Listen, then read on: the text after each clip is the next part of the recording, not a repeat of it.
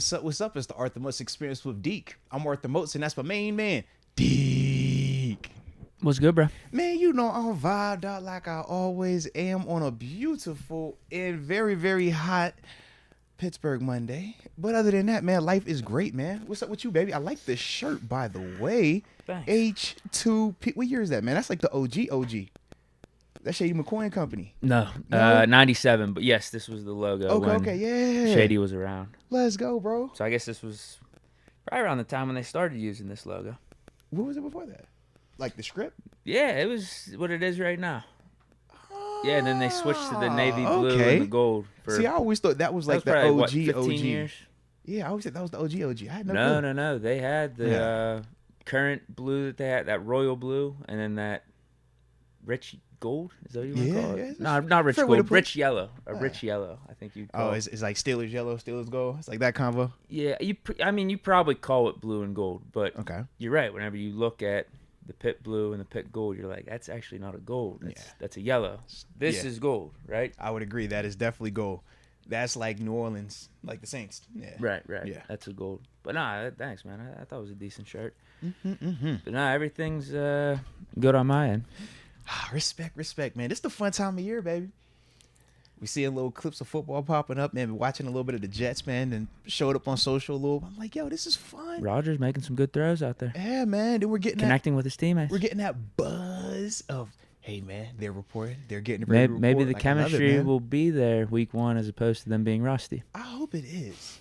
I do. Like, because you know the thing that sucks is when you beat a team and they have like every excuse in the book. So you always like, bro, can we just get past all the excuse stage? And I just want you at like where you're supposed to be, so that way it's fully justified. And looks like they are in the mix for one of the teams that are bringing back throwback unis for this year, or getting a new one at least. Tennessee got my vote right now. Tennessee the Oilers went back with the Oilers. I had to like it. You know, I don't typically like other teams' public stuff like that. I usually keep it personal. But when I seen granted, it was Tannehill up there too, so that might have had the nostalgia. I was like, oh, it's Tannehill. I like Tannehill. You know what I'm saying? Thought of you when I seen Tannehill. Why? I don't know, because you don't like Tannehill. I was like, yo, Deke don't like Tannehill. But Tannehill's kind of cool. And he look good with the powder blue. So, a lot of people think of me now when Kirk Cousins is brought up too. I'm like synonymous with him. Yes. Those two and Jimmy G. I'm like that's the holy trinity right there. I think of those three and you instantly pop in my mind. Because my buddy texted me over the weekend and said, "Hey, did you watch that quarterbacks documentary?" Okay. I was like, "No, still haven't yet." Come But on, man. I Kirk's still in the show, bro. I officially need to get a Netflix though. Not only for that documentary, but you've mentioned this talk. We did have this where you said you have everything but Netflix. Yeah, but you even mentioned this in the past, and I saw the promo for today. That Manziel documentary is coming out on Netflix. Yeah. And then there's the Florida Gator one coming out. Netflix, is it a month or a couple weeks after? Is fire, bro. Yeah. So I need to get a Netflix. Netflix got some heat, bro. Netflix definitely has for my heat, job. bro. I guess I have to, right? Yeah, absolutely, bro. Absolutely. I have to be informed with sports. But anyway, he was texting me about the quarterbacks doc, and was like, "I think you'd be a Kirk Cousins guy, man." If you watched it, you probably would. Bro. And I said to him though, I was like, "Yeah, I know what Cousins is about. I've already listened to some interviews. I think he's a good guy off the field. I actually really appreciate what he's done. I just don't want him as my quarterback. That's all." See, if you had always just stood it and just left it like that, I don't think people would think of you and Kirk Cousins, because you never just leave it at, I just don't want him as my quarterback. You go on this rant about how he's a terrible quarterback, the worst quarterback for your team, and it's like, no, you're confusing you're paying him business. Too much money. You sound like the running backs, man. You confusing business with production, with play, and they're different, man. Because what Kirk does do as a player is production, but from a business standpoint, fantasy stats. Well, as a business standpoint, there are other ways you can construct your roster, but you sound like the running backs right now. You should have got on that Zoom call with the boys, man. Let's say, because right now, I don't think nothing finna change anytime soon. But we'll get to that at another time. Trying to think, though, baby. Hey. Well, Oppenheimer came out this weekend. I did, yeah. And Barbie. I'm going to be honest with you. I think on Sunday, used it as my cheat day for food, which was, so yesterday. I think yesterday really Sunday? I guess it was. I honestly think I tried to concoct my own nuclear bomb within my stomach. You ready to hear this? Oh, God. He said it was my cheat day. How hard did you go? Let's hear it. Dekenheimer. Forget Oppenheimer. Dekenheimer. All right, let's get after it, man. I wasn't planning on doing this, but it just came about. Dekenheimer. So woke up, and very mild breakfast. Yeah, grabbed a protein bar, had some bacon. Okay, Nice. okay. All right. Protein bar and bacon. That's breakfast champion right there, man. I Then like that. things started to go off the wheels, or the wheels started to go off the tracks here because I went to McDonald's, multiple double cheeseburgers, Shout large out fries. to Mickey D's, man. So that was a nice little baseline. Then Yeah. it's my dad's birthday today, actually, so we celebrated it. Salute Papa Deke, Yeah. bro. Let's go, man. Happy birthday, Papa Deke. Let's get it, man. So we celebrated yesterday, having family dinner, having some relatives like over that, and bro. stuff, friends. And for that, it was, again, mild. I just had some mashed potatoes and green beans, actually. So hold on. Y'all like a month apart then, right? Who? You and your pops? Yeah, I guess a Yeah. couple weeks, actually. Yeah. I just thought about that. Yeah, that's crazy. Mine's coming up soon. Oh, yeah, because it's the end of I'm thinking it's still the beginning of July. Lord have mercy. It is definitely the end of July. Yeah. That's dope, bro. I like that. So far, it doesn't sound bad, right? So far, so good. Mashed So far, mashed so potatoes and green beans. Little- We had little like bacon and kibasi and sausage. protein. I wasn't really about that because I Kibasi, knew it was fire. gonna. I knew it was about to happen. I was You was can see- craving you some can other see stuff. the path you were going down. Yeah. Alright. We had some funfetti cake for dessert, so I had a couple You slices can't of that. go wrong with the funfetti cake. Then Bro, you sound like you was like, did you try the munchies, bro? no, God dang, bro, the way you just putting it No. all together. I'm like, you got cake, we got some bacon, we got some kibasi. Like, I didn't have the kibasi though. I didn't have I that. was like, you just all I wanted over to the pass place on right that now, just bro. because I knew what was about to come. Yeah. Went out and ordered Pizza Hut. Had 6 slices of that. What type did you go? Hawaiian, Just pepperoni, plain cheese. cheese. Okay. Plain cheese. Plain cheese. Uh, You doing a lot, a bro. pack of Nerds, You are doing a lot. Twizzlers gummies. grabbed No, those at not just Giant any Eagle. type of nerds. Was it the assorted pack or was it like the purple, pink? What was on? Right, the last one you said. Purple, pink, the Purple- OG. what- Okay. What's that called? It's like the original, I guess. The grape and Yeah. I don't know what the other one grape was. and strawberry. Grape and yeah. strawberry. Yeah. And then the Pizza Hut, that, and then a Frosty from Wendy's. Chocolate or vanilla, man. Chocolate. They didn't have vanilla. I was gonna go vanilla. Bro, And then what are you doing to was yourself, there anything? man? I don't think there was anything else. I think that was it. Yeah, bro. That was a lot. Yeah. I was How did you feel? No, there was a stretch. There was legitimately a stretch. Cause okay, so after that dinner with the mashed potatoes, green Yeah. beans and stuff, I made the decision to go to Giant Eagle to get the gummies. But whenever I was doing that, I felt the craving for Pizza Hut. I was like, I need this. I need this. If this is your cheat day, If you go have to go cheat, all in. go cheat. You have to go all in. Despite you already having the Mickey D's, the I'm double just like, cheeseburgers bro, and you are fries, going hard, bro. we're going for Yeah. the Pizza Hut. So I did that, but I was like, you know what? I think I'm gonna want some ice cream after this too. He gave me 6 slices. Still followed up with the ice cream afterwards. And the Nerds, yeah, and the Twizzlers. It was Twizzlers gummy. They were pretty good. You know what? Yeah. Some of these companies are doing? They're transferring their like OG product and making it in the gummy form. Like Skittles has done that. Yeah. Skittles have 'Cause made people like gummy that. Skittles. Yeah, that's like a new Twizzlers wave. did it too. There's Yeah. another one that I Starburst saw got that I some was. out there too, man. I think it. Yeah. What was it? It wasn't Sprees. There was another one. There was another one they transferred to gummies. I'm like, yeah, Sweet Tarts? everyone's doing it. That's what it I'm about to was. say Sweet Tarts They did definitely it. do that. You know, I rock with them heavy. They made gummy versions. Yeah. Yeah, it was a lot. There was probably a stretch for like 30, 45 minutes before I'm going to sleep that I felt like I was extremely drunk, nauseous like that. Eating that type of just a hodgepodge mix, and you go from like I thought I needed not to eating, puke, like, it felt like, yeah, for a good like just 30, oh 45 my minutes. gosh, man. But then I got over it, and I woke up, and you know what? I wasn't feeling too bad this morning. I thought it was gonna be terrible, but it wasn't. Wasn't as bad. Yo, salute you. But for that was the man. combo. Salute you. That's a dangerous combo right there. But you lived it up though, bro. If you're gonna do it, Yeah, I mean, do it. funfetti cake, God. Frosty, Pizza Hut, gummies, And I'm just McDonald's. listening throughout the day. I'm just like, yo, that's yikes. Yeah.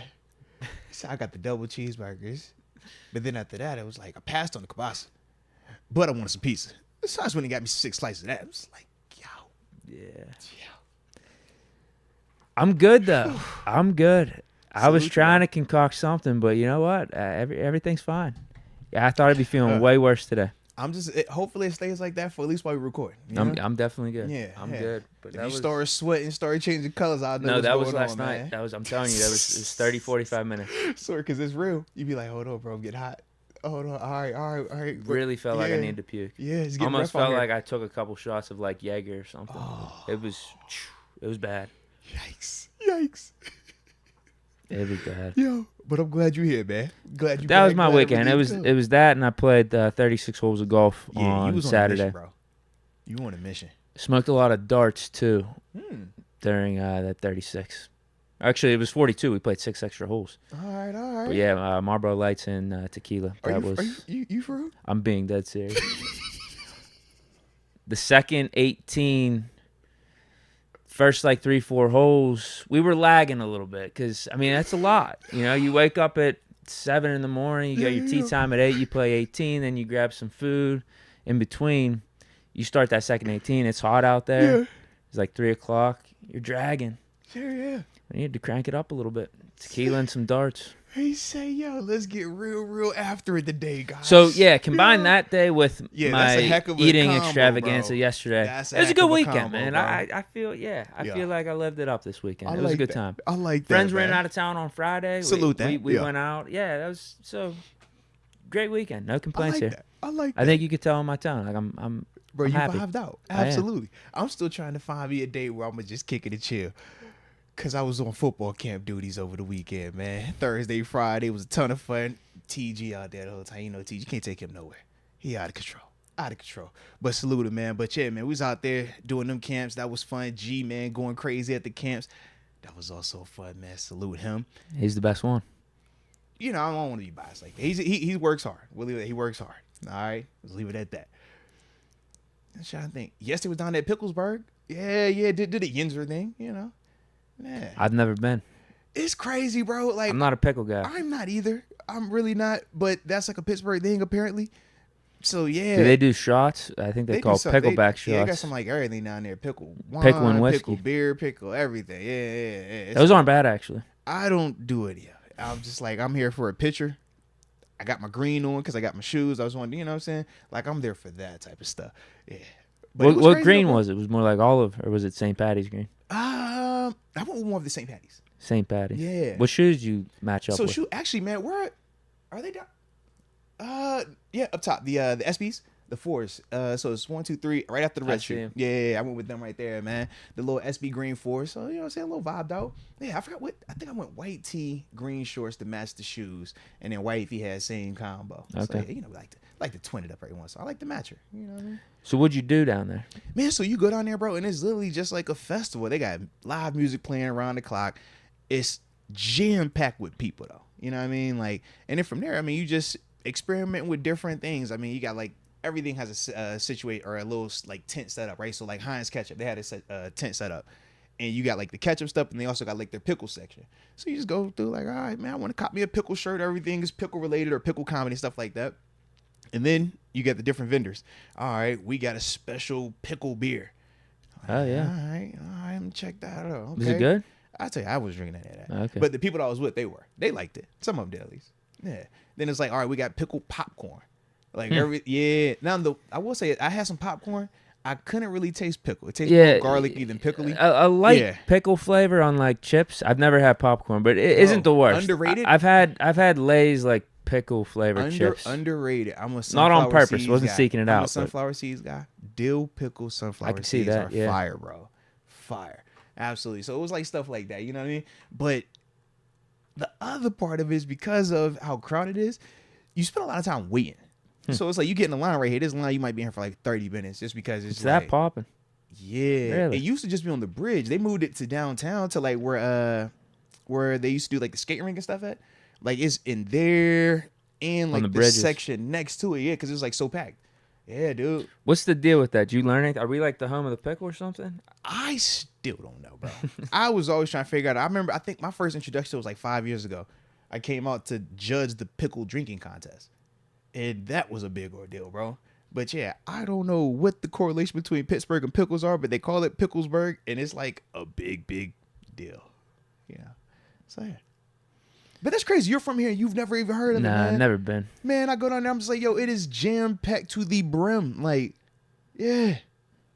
Never been. So what is the correlation? I really want to know. Yeah, I have no clue. Because it is definitely something crazy out there, bro. But I don't know what it is about Pittsburgh specifically in the I'm pickles. trying to see if someone in the chat Yeah. gave us some info. I'm not seeing that. I mean, I could check it out real quick if you want to learn something. Yeah, new. let's see. I'm trying to learn something, man. While we got Pickles in time, let's learn something real Pittsburgh. quick. They said you was on demon time pulling on them darts, man.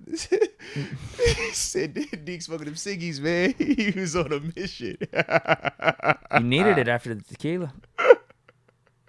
You take that shot of tequila. He said, You need something to cancel it out. He said, let me pull on what? Well, you may be surprised to know that Pittsburgh has a wonderful pickle history and enjoys Oh. celebrating the current pickle nostalgia. Visit Pittsburgh.com. Did they have this up? The Heinz pickle? Yeah, across you the got to take a bridge? picture with that, bro. But they do it like downtown. That's what like the OG where it used to be at. Now they move it to like downtown, like think like where Market Square is. It's like all that area. It covers that next block. Yeah. Experience a culinary and cultural celebration of all things pickled during Picklesburg, named USA Today's #1 specialty food festival in the country for 3 consecutive years. I could see it, bro. It is like jam packed. This article was written, pickle. I think, recently.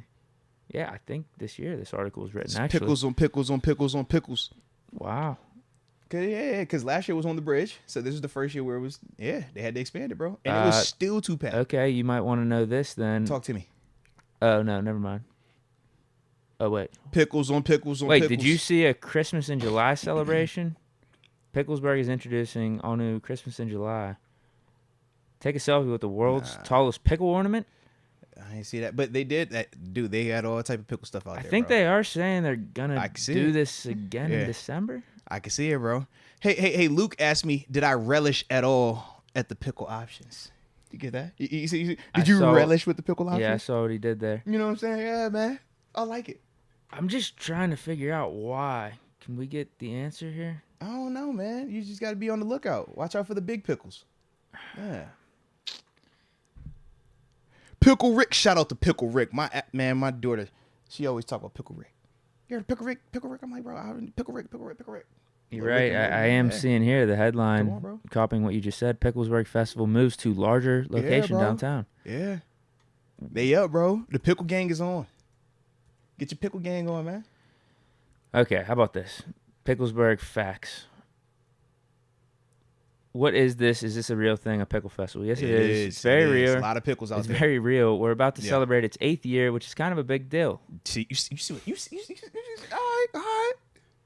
It's a celebration that goes beyond the dill pickle to include international dishes, prepared foods, artisan cocktails that feature pickled ingredients, an embrace of the farm-to-table movement, and rising popularity of canning, a selection of handcrafted foods, artisan cocktails from local restaurants, merchandise, pickle goods, books, and DIY projects. Yeah, it is some of that down there, man. They're not giving me like a good why, though. It's just dope, They bro. just randomly started this 8 years ago? That sound about right, bro. That sound about right. Yeah. All right. I got my one T-shirt. I was looking for this other shirt. I couldn't find it, Deke. But it said "Tickle My Pickle." I wanted that. They're selling them down there. They are, bro. Are they? They were. Some of the lines were too long. So for me. it got a little janky down Oh there. yeah. It got a little risque with the pickle. You know what I'm saying? I was like, oh, tickle my pickle, Lord. Can I wear that on the show? Is that PG friendly? I don't know. So you bought that. No, I couldn't. I can get that one because the line was too long for the tickle my pickle one. I went to another section and I caught me a different shirt. It's still dope. I might break it out. I was gonna wear it today, but I was feeling my Golden Girls, man. You know, every time I open up my Twitter, man, I be seeing my man AB. Well, it's not Twitter AB anymore. Or you're right, it's X. So when I saw the X with the X vids and the X tweets and all that stuff, I was like, I got a little fired up. And then, like I said, my dog AB. Every time I see him it's always something. So he was shooting at a different joint. I was like, all right, shout out to AB, man. So I just put my Golden Girls on, man, because I know they bought that X too. I like to have a little fun. What's your take on X? I don't take X. I just wanted to clear that up. And RIP to the other X. XXX Station.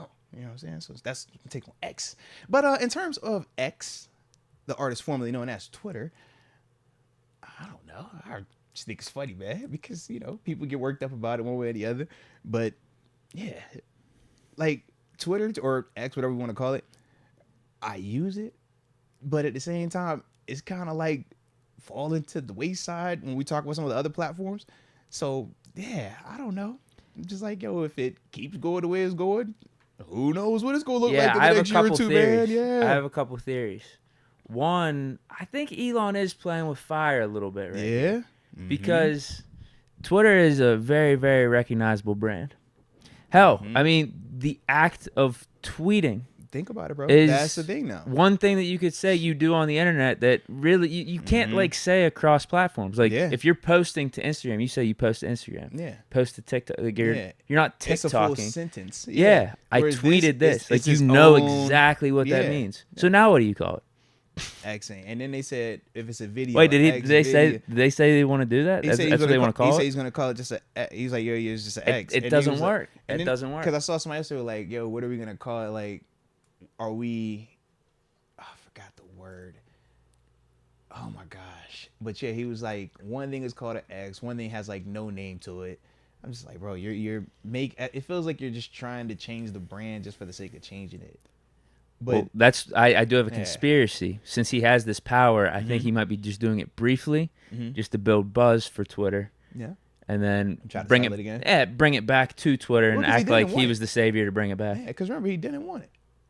After he kinda, bought it. Yeah, but they kind of forced him to buy it. Because Yeah. you're seeing that Yeah. with, I guess, some of the plans he's trying to implement and what he's been doing, because he's trying to, I think, Make it compete with a business-wise. YouTube. Yeah. Yes. And he With did the you see the whole subscribe, like with the big money paragraph payout. one of his people sent out? It was like, you're going to be able to eventually do everything Yeah. on this. But that's not why people like Twitter. No, they like Twitter because Twitter is Twitter.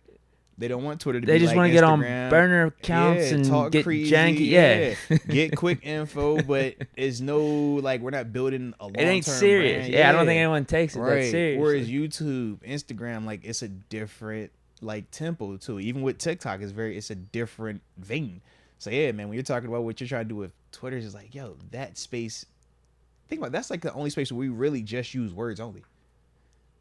Like the design of it, the backbone of it is just we're typing, communicating, not pictures. Like we add pictures, that's cool, but the majority of Twitter is just words. Even videos you post or pictures you post, it's all about the caption on top. That's it. How many people actually watch the videos on Twitter? Right. It's just whatever the big caption Whereas is. if it's on Instagram or TikTok or even YouTube, it's the flip.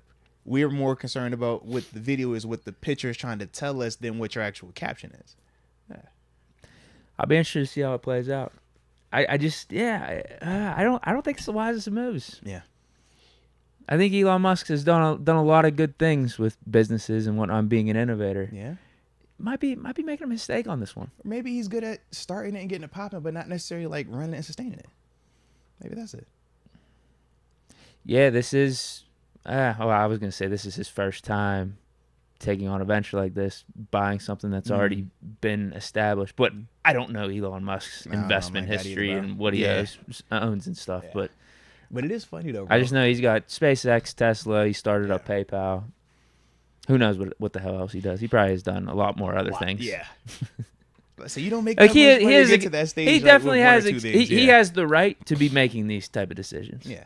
And the thing too is like, man, if he fails, does it kill anything for him? No. I'm sure like you said, it's actually kind of funny. Yeah, because it was like, man, you really are about to like mess something up that we view as like one of the founding like social media platform, or one of the big social media platforms that has stood the test of time. And you're getting it to this point where it's like, what is Twitter going to look like in the next 2 years? Is there still going to be a Twitter in the next 2 years? Like, does this become you have to pay exclusively to use this platform in 2 years? Right. Like, where are we taking this? Because as you've already seen, just with the verification process, it's like eventually it's going to get to that point where if you start charging people to actually use this platform, they can go somewhere else. But we shall see, man. We shall see. I like it though, bro. Well, An Xer. You got anything else? Do you think they're really gonna call it X videos? Because I have been seeing that float around. I was like, I don't think that can work, bro. No, that definitely cannot work. Yeah, that can't work. But I was concerned about it for real, man. Yeah. No, but that's kind of to my point. No one refers to a Twitter video as what I'm saying? As a Twitter video. Yeah. You just say you tweeted this out. All right. But he's like, we're not tweeting. We're Xing. That X it out. I think it's a mistake. Now I'm trying to get some X. I'm trying to get on X. I gotta get on X, man. My X tripping right now. That's just a lot. Doesn't flow. You see what I'm saying? Like, I might be saying that, and wifey might take something the wrong way. I'm talking about the ex, like, not that ex or the other ex. I got to get back to my ex. You see what I mean? Like what you mean? What city are we in right now? That could be dangerous. Yeah, That's true. it could be real dangerous, D. It could be real dangerous, bro. Yeah, man. Yeah. But other than that, man, it's a vibe. It's a vibe, man. Listen, dude, I just noticed your headphones. I don't know if I have mine on me. Well, guess what? We ain't got to use them there if we don't want to, man. All right, we ain't tripping. Listen, Deke, the beauty of what we got, I could man, check my backpack. Deke, I could beauty, do my second ever getting up from this chair on this Deke, podcast the and beauty check the backpack. of what we have here, man, is we are real fluid. It's like water. Okay. We're like water. We just go here, all right, we'll pivot back this way, okay, we go back that way. You know what I I mean? luckily have my charger, which I don't have. Which is the most important part. Which Speaking I don't of have chargers, connected yet. Bro, you Hold know on. my charger died last night on me, bro. It was like 3 a.m. I'm editing, uploading tape, uploading some stuff to the YouTube, and my charger just dies on me, bro. Just crushed my little heart. Any Kenny tape? No, not film. Okay. It was like just some vids. I was because we did a locker debate last night. You know what I mean? So it was like, I'm gonna cut this up, chop it up, put it up there, stuff like that. But yeah, man, they're gonna charge died, man. Threw my whole morning off. Because reports are saying his arm strength is, or we'll just say his arm's getting stronger. I like that. It's stronger than last year. I love to hear that, man. It's the TB12 method, I guess, because I'm telling you, I don't know how, but he improved his arm strength as his like it, career went on. I like it, man. I like it. So if Pickett's doing the same thing, I'm excited. Hey, and the beauty is this: we get to actually see it. Couple days here, man. Couple days. when are they reporting? To Wednesday. Report Wednesday. First practice Thursday. Nice. Yeah, it's getting real, baby. Yeah, because I'm trying to think. This is last week for everybody reporting, right? Because teams have already started reporting last week. Chiefs just reported last week. Yeah, I'm seeing Jets highlights pop up on X. I'm about to say Bills report tomorrow. Their first practice Wednesday. Yeah, this got to be the week. This absolutely is the week. Yeah, that's what I'm saying. This is definitely the week, bro. I didn't know if they were reporting tomorrow and then the practice was Wednesday, but I thought Wednesday was a critical day. I thought Wednesday was a critical day and all Heck this. yeah. Wednesday is report day, Thursday first practice. Yeah. First pad practice is next Tuesday, if I remember correctly. Yeah. Sweet. Heck yeah, man. So, I'm excited, baby. I'm excited, man. So, with that being the case, we do got some stuff we got to talk about today, right? I mean, we got some stuff. Yeah, absolutely. We got some stuff to talk Absolutely. about today. Yeah, man. Shoot. So, with that being the case, man, let's go ahead and start the show like how we always do, because we're going to talk some running backs. We're going to talk some top 10s. And we got to talk about a new addition to the division that plays in that position as well. So y'all hit that like button one time for the culture, and do not forget to subscribe. All right. But with that being the case, drop it in the comment section where you are tuning in from, so that way we can give those big boy shout outs to start today's show. Sean Mays. Deke, hold on, man. I feel like I ain't seen you in forever too, bro. I meant to tell you that when you walked in, because Dom was out there. He was recording some stuff. So I was like, I seen Dom all day, 2 days in a row. I seen TG all day, 3 days in a row. And I was like, yo, I ain't seen my dog Deke, bro. So I'm glad to see you, bro. You too, yeah. Yeah, I appreciate Good to be back. Here, man. Like the drip too, man. Little Hirachi, Nike sweat. Hey, bro, you doing it. Just know you doing it. I'm doing all right. I'm doing all right. Mm-hmm. No, this was Sean Mays says, I think Elon Musk has been on a tear down Twitter brigade for years. He's not trying to make anything better or innovate in any kind of way, in my personal opinion. He had beef with Twitter, and that's part of the reason why, like, when he ended up being forced to buy it, we moved into Threads then. We seen some of the speculation was he's trying to just, like, make the company go belly up because he never even wanted it in the first place. So he's like, yo, if you gonna make me have to buy it anyways, we'll bump it. I'm gonna just destroy it. And this is his, like, way of slowly getting that process in, if you want to go that route. I don't know, because I've never had that much money to even fathom intentionally wasting that type of money. You guys, but you're just like, yo, I would not be doing that just to waste that type of money, but I'm not that. So, yeah. Devin Ray, 937 Dayton. Let's go. Shout out to Dayton in the house, man. That's your old stomping grounds. Let's go. I went there for a semester. Yeah, so you got some stains out there. Yeah. Trita Ovus. Boys, checking in. Loving the content. You already know 757 in the house. The crib. Major love. Let's get it, man. Let's get it. Barbosky Auto, 805,000 Oaks, rocking my Don't Cross the Moat shirt. Man, salute you, baby. Salute you. From the heart, I appreciate you, Bart. Let's get it, man. Kenneth Moses, 757, salute from Virginia Beach. Is there a free agent inside linebacker we should sign? Quan Alexander. I'll say it again for the people in the back.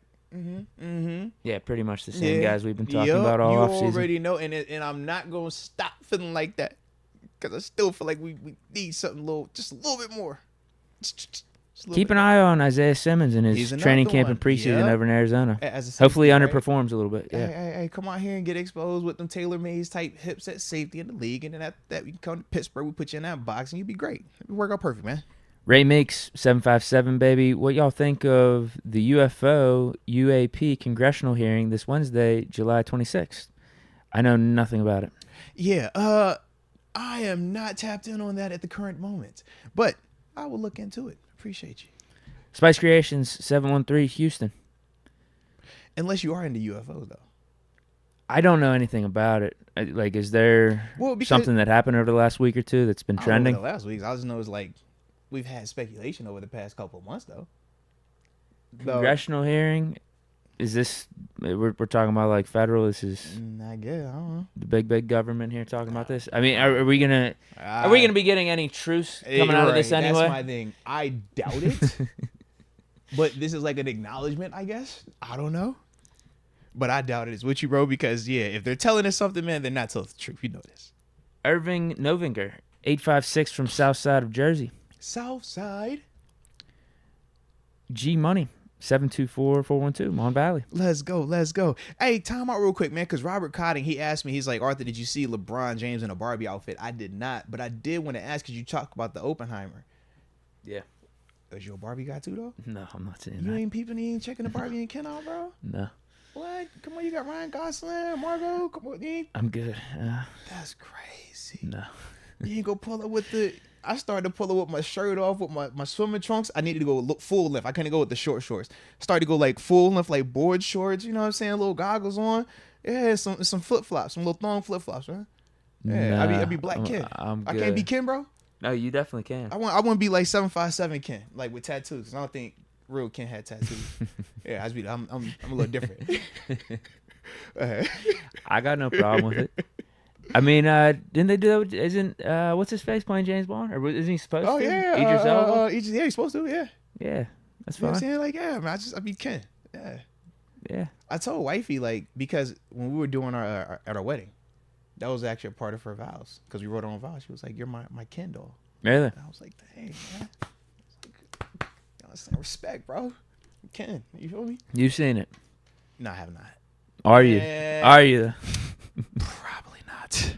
It's a strong possibility. I would not be watching Barbie, bro. It's not happening, bro.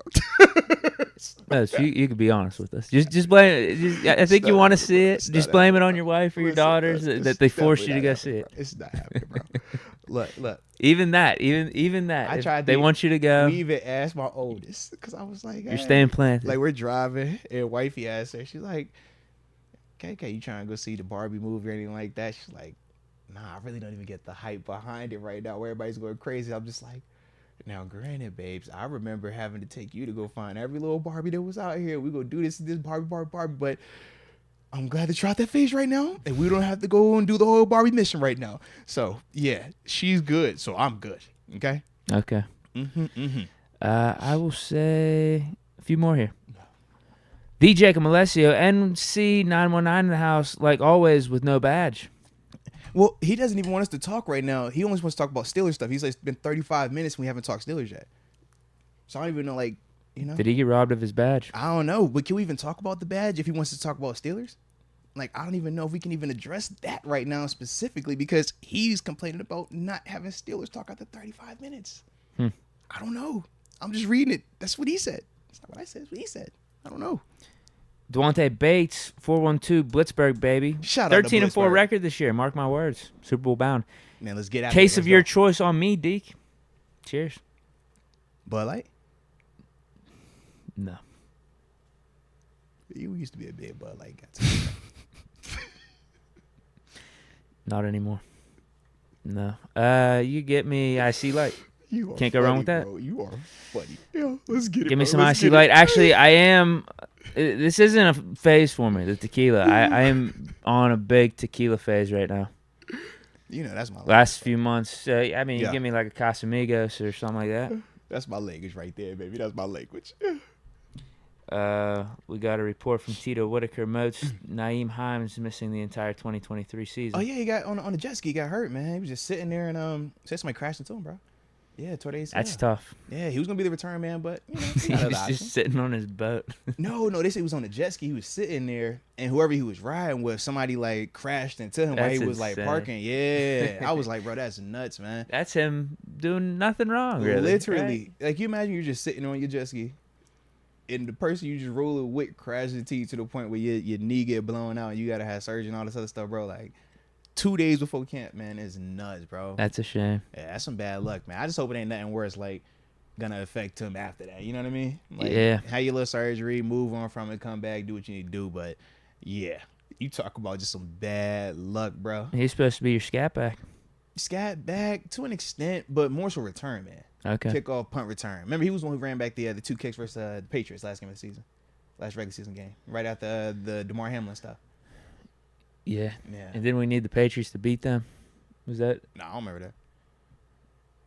I don't ever remember that. No, what happened? Wait.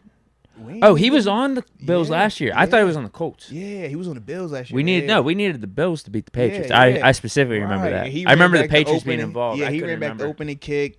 They started to try to come back a little bit. Then he ran back another kick in the game. I do remember that. Mm-hmm. Okay, yeah, Bills did their Yeah. job, and it was It was the somebody Jets else that tricked it did off. not. Yeah, It yeah. was the Bills Jets. took care of and business. actually, it was the refs Yeah, because Bills they took care of called business. that The PI. horse collar. What? That's what it was, horse collar? Oh my god! Was that it with the so bad. Jaguars? Who? No, Jaguars the year before. It was Jets Dolphins. Jaguars. Yeah, that's what Flacco. It was It was Flacco Jets versus I'm with you. Skylar Thompson Yeah. Dolphins. Because that's when Sky Thompson came up the next week. Absolutely. I think the score was like 6-9. Yeah. It was, I But it think was like right below at the double end when the digits. penalty happened. Yeah. Yeah, Mhm. it was atrocious. No, absolutely. And that bro. was right when the Steelers were hitting our stride, too. Absolutely, bro. Probably played our best overall game against the Browns Seriously. at home Yeah. that week 18. Offense, defense, special teams, all 3 phases. That was the 7 sacks, 2 picks game. Deshaun Watson. Yeah. Mm-hmm. I'll say a couple more. Well, actually, someone is asking me about LeBron's liquor. It's Gorilla Mode. He says, you tried LeBron's Was it liquor, that Lobos. Lobos? Have you tried it? I've had a little bit. I of it. have not tried it. Like Lobos is cool. For me, I'm a Casamigos guy, but Lobos is cool. Okay, I will say one more shout out, and then we'll call it. Unless you have any you got to say. Cleve Williams, 305 Miami, Florida. That was good, baby. That was good. I like it though, man. I like it. We are in a vibe. We are in a zone. Let's get it. Let's get it. Okay, so Supers? Yeah, let's tap in, man. Let's see. Let's let the supers be our guide. Sergeant Buttcake with just some support. And No that's his message first at time, all. It's his first time pulling up on us too in terms of showing love. So salute to you, Sergeant. I've seen his Buttcake. name before, I though. definitely as well. I don't. That doesn't seem like his first chat, but maybe it was. Yeah, I mean it's not his first super, but I don't know what this means unless it's like an anniversary. I don't know because I'm not getting any info on what this particular like the balloon, the 1 and the star means. Like I don't know. Fish Momentum. What's good, chat family? Moats and Deke. Hashtag Jack Myers Jr. Yeah, what's the word? What's the word, man? Fish Momentum. Bills Naheem out for season, and he put exclamation mark. Solution to RB Union. A solution to it? It seems like official was excited about the Himes out for the season with that exclamation. You know how it is when you're threatened by Or- another team. You need it, man. I don't know. I guess Yeah. maybe exclamation Or could mark be surprised. is Yeah. is a neutral thing. You know? Maybe I just took him for being excited. Well, I don't know. because you get threatened every once in a while. I know when you get threatened, you're instantly your response is beef. You know what I mean? You instantly go fight. I'm like, all right, Deke. So whenever that's like I always tell with you. I'm like, if Deke really worried about it, it's confrontation. If Deke ain't tripping, he just cool. He's whatever. Yeah. But if he's fully threatened about it, he gonna have a name for it, sabotage. He gonna have somebody that he's gonna direct some ether to. No, Mitch it's Trubisky. Like it's he's gonna just sit it's just somewhere. spitting truth. I view it You as see what I'm spitting truth. Yeah. That's how I view it. To be honest with you, Yeah, but the sabotage is truth. I mean, in terms of the solution, man, you got me drooling over here, bro. Tripping. But in terms of the solution to the running back union, shout out to RC Ryan Clark. He gave the example that we kind of talked about up here. It's strength in numbers. It didn't work when L Bell set out because L Bell was one person. Every single running back would have to do it together in order for them to move the needle in a way where owners are going to change how they view the position, how general managers are going to change how they view the position. But the problem with that is it's a ton of individuals. So for the 5% of running backs really that are even in this convo, right? We're talking about like the 1% of NFL running backs that get to the convo of you're worth more than $10 million. In order for those type of guys to get that type of money, the guy that's only worth $400,000 has to be willing to sit out and fight that exact same fight that the $10 million plus dollar running back is going to fight. And how do I make you feel like you're justified in sitting out to make him money when if you sit out, you're not going to get a dime, even though this guy's already made more money and he's in a position where he can sit out. You got a wife, you got a girlfriend, you got kids, you got your own life you got to deal with. So trying to convince you and you on every single team, and not just you that is on the active or practice squad, but also the USFL version of you, the XFL version of you. That kid that came out of college 2 years ago got hurt, and now we call him Master Teague, and we bring him up every couple of times in training camp. Those are the type of guys that you also have to get to say, all right, yeah, I'm going to sit out too and fight this fight with you guys. That is a very, very, very tough thing to do. With the NFLPA as a whole, the union is in place to help everybody collectively. But when you're talking about trying to make little amendments in the heart of the CBA, because there's still 7 years remaining on the deal, this is the type of stuff that really makes it almost impossible for those guys to really move the needle in that sense, because it's just too many running backs out there that are starving, that will go out there for $500,000 and say, yo, you can sit out there if you want. Talking about I'm not going to go out there if I don't get 10. Because you saw when Austin Eckler with the running back Zoom meeting, Najee was on the call as well, where they said, hey, man, well, no running backs are going to show up to offseason workouts next year. That's cool. Until you get these younger dudes that don't have that type of money, the guys that weren't first-round picks, the guys like a Jalen Warren, or the guys that look at Jalen Warren and say, hey, Jalen, man, you play like that, you want to. I'm going to come take your spot. That's, to me, is just like the real issue with trying to get this thing to work. Like, it's a lot of people out there, man. And the more people it is, the harder it is to get everybody to buy into that message, man. At least from my perspective. I was listening to Coward give some good takes on it. Yeah. I think it was Thursday or Friday. And the one thing he mentioned is, like, I think sometimes we get too high about certain things or, like, certain issues as opposed to just sitting back, relaxing, and understanding things go in waves, things go in cycles. And this is just a really bad down cycle for running backs, where the running back market was a little bit more on the uptick, 3, 4, 5 years ago. So it swings, it goes back and forth. Yeah, so if running backs can prove somehow, some way over the next year, 2, 3 years that they are very critical, or at least the elite ones are very critical to Super Bowl teams. That they can That's the other thing that, too. Because every running back that we will bring up and say, is he worth more than 10 mil? We all can go back and say, well, he was hurt this year, or he missed some time that year. And that's also part of the issue. My other thing is this, and I actually want to get your thoughts on this, because I had asked TG yesterday and we were talking about this convo. When we listen to these running backs, right, Saquon, we know he's like the poster boy right now for a running back that needs to get paid, or that is most justified to get paid, right, above the 10 million mark. And we bring up Daniel Jones. Oh, Daniel's getting 40. What is Saquon's worth? What is his value? But to me, would you pay Saquon Barkley more than $20 million a year? No. Would you pay Saquon Barkley more than $15 million a year? I'd be hesitant. Would you pay like him? TG said, $10 million for the franchise tag, and that's why there's this back and forth and this stalemate, because I don't think you see what I'm saying? The Giants want to pay too much more than that. I don't blame them. Because to me, I said the most I could ever talk myself into today to pay Saquon would be 14. And the reason I said 14 was because Bijan's going to get 13 this year with signing bonus and everything included, being the rookie. And they're saying that that's technically the highest paid this year. So if 13 is the highest paid, then I would go 14 because I've seen you do it. But outside of that, I'm like, I don't feel comfortable paying you 14 per going forward when we know the nature of the position. Let me ask you this. Yeah. Say Bijan being a first-round pick is out of the question. Like, don't Okay. even worry about, like, oh, we had to spend a first-rounder on him. Mm-hmm. Who would you rather have, Bijan Robinson or Saquon Barkley going forward? Well, if you're talking about today, then it's Bijan because he's younger and he's healthy. I think that's the point. Yeah. I think that just exemplified the Yeah. point of this RB I'm market with right you. now. But the problem also becomes this. And In Bijan 3 hasn't done years- jack but shit think in the about league this, though. yet. In 3 years, we're going to say the exact same thing about Bijan. Are we Probably, not? yeah. But the only reason I say Bijan is because of how talented he is. He's a top 5 pick, right? Yeah. Now, if we just brought up some rant, is he Which your boy from Pitt? Which was surprising though. By the way, we thought he was going to go late first, second. The Falcons But the threw a reason, curveball at but us. think about it, the only reason we thought that was because of how people talk about the running back market. We said any other year you're looking at this like Reggie Bush coming out. Yeah, he's damn Like good. that, He's you see good. what I'm saying? Yeah. So I don't feel like the Bijan to Saquon is an accurate or a fair assessment because of how we view Bijan. Let's bring up a different running back. You The just cat brought from up Pitt. Abanikanda. Yeah. Yeah. I would take Saquon. I would take Saquon every single day. Unless I have a Pat Mahomes, unless I have a Josh Allen, unless I have one of them type of dudes. We have to weigh in the contracts for this discussion, right? Why?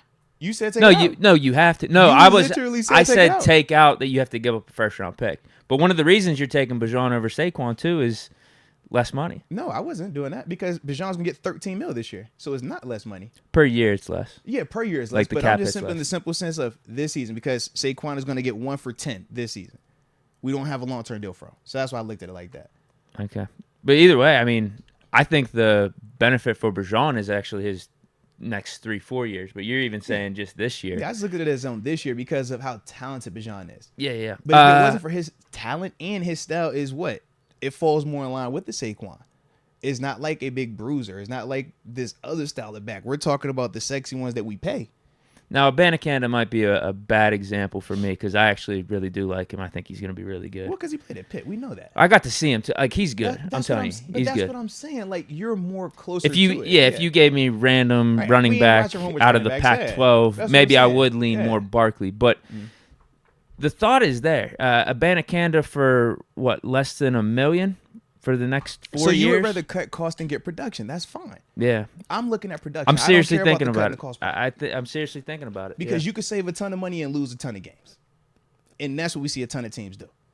They save money, they cut costs where they need to, they overspend where they don't need to because this is what they say you're supposed to do, and then they find themselves in the exact same loophole of never going anywhere because you're cutting costs.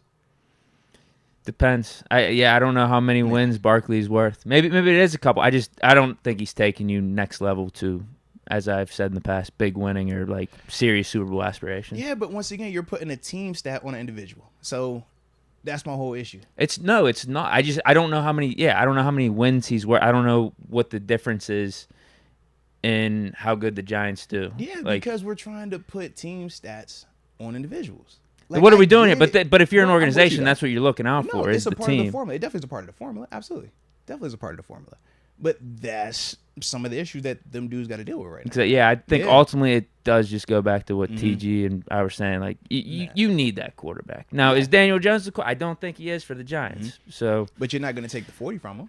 no. I mean, I don't know if I would have paid him that to begin with, but I guess what I'm saying, their reasoning for paying Daniel Jones is they do think he is their franchise quarterback, at least to an extent, and they feel like signing him to that $40 million per year, whatever it is, over the next 3 or 4 Is years. a better option than Yeah, paying Saquon because long-term. because the contracts should age better because quarterbacks get better Yeah. as time goes on. Like Daniel Jones is going to be hitting his prime, and he's already 4 or 5 years in. I mean, that's the hope. That's the goal. Yeah.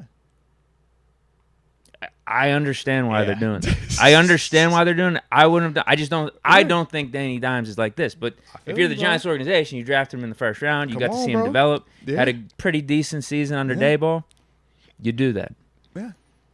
And you say, would you rather run the risk of going back to the draft? Because the draft is an There's some absolute good guys crapshoot. coming out these We days. say that every single year. Zach Wilson, every single year. Sam Darnold, every single year. We can go down the list every single year. Yeah, that's why they did it. They got Absolutely. a guy. They're gonna at least be relevant. They Uh-huh. could sell tickets. They could sell their upcoming season way easier to Giants fans. Yeah. If you have a Daniel Jones there. Cowboys, you have a Dak Prescott. Then, let's just, because we don't think that this guy's an elite top 5, let's just go draft another one. Let's go draft another. It's like, all right.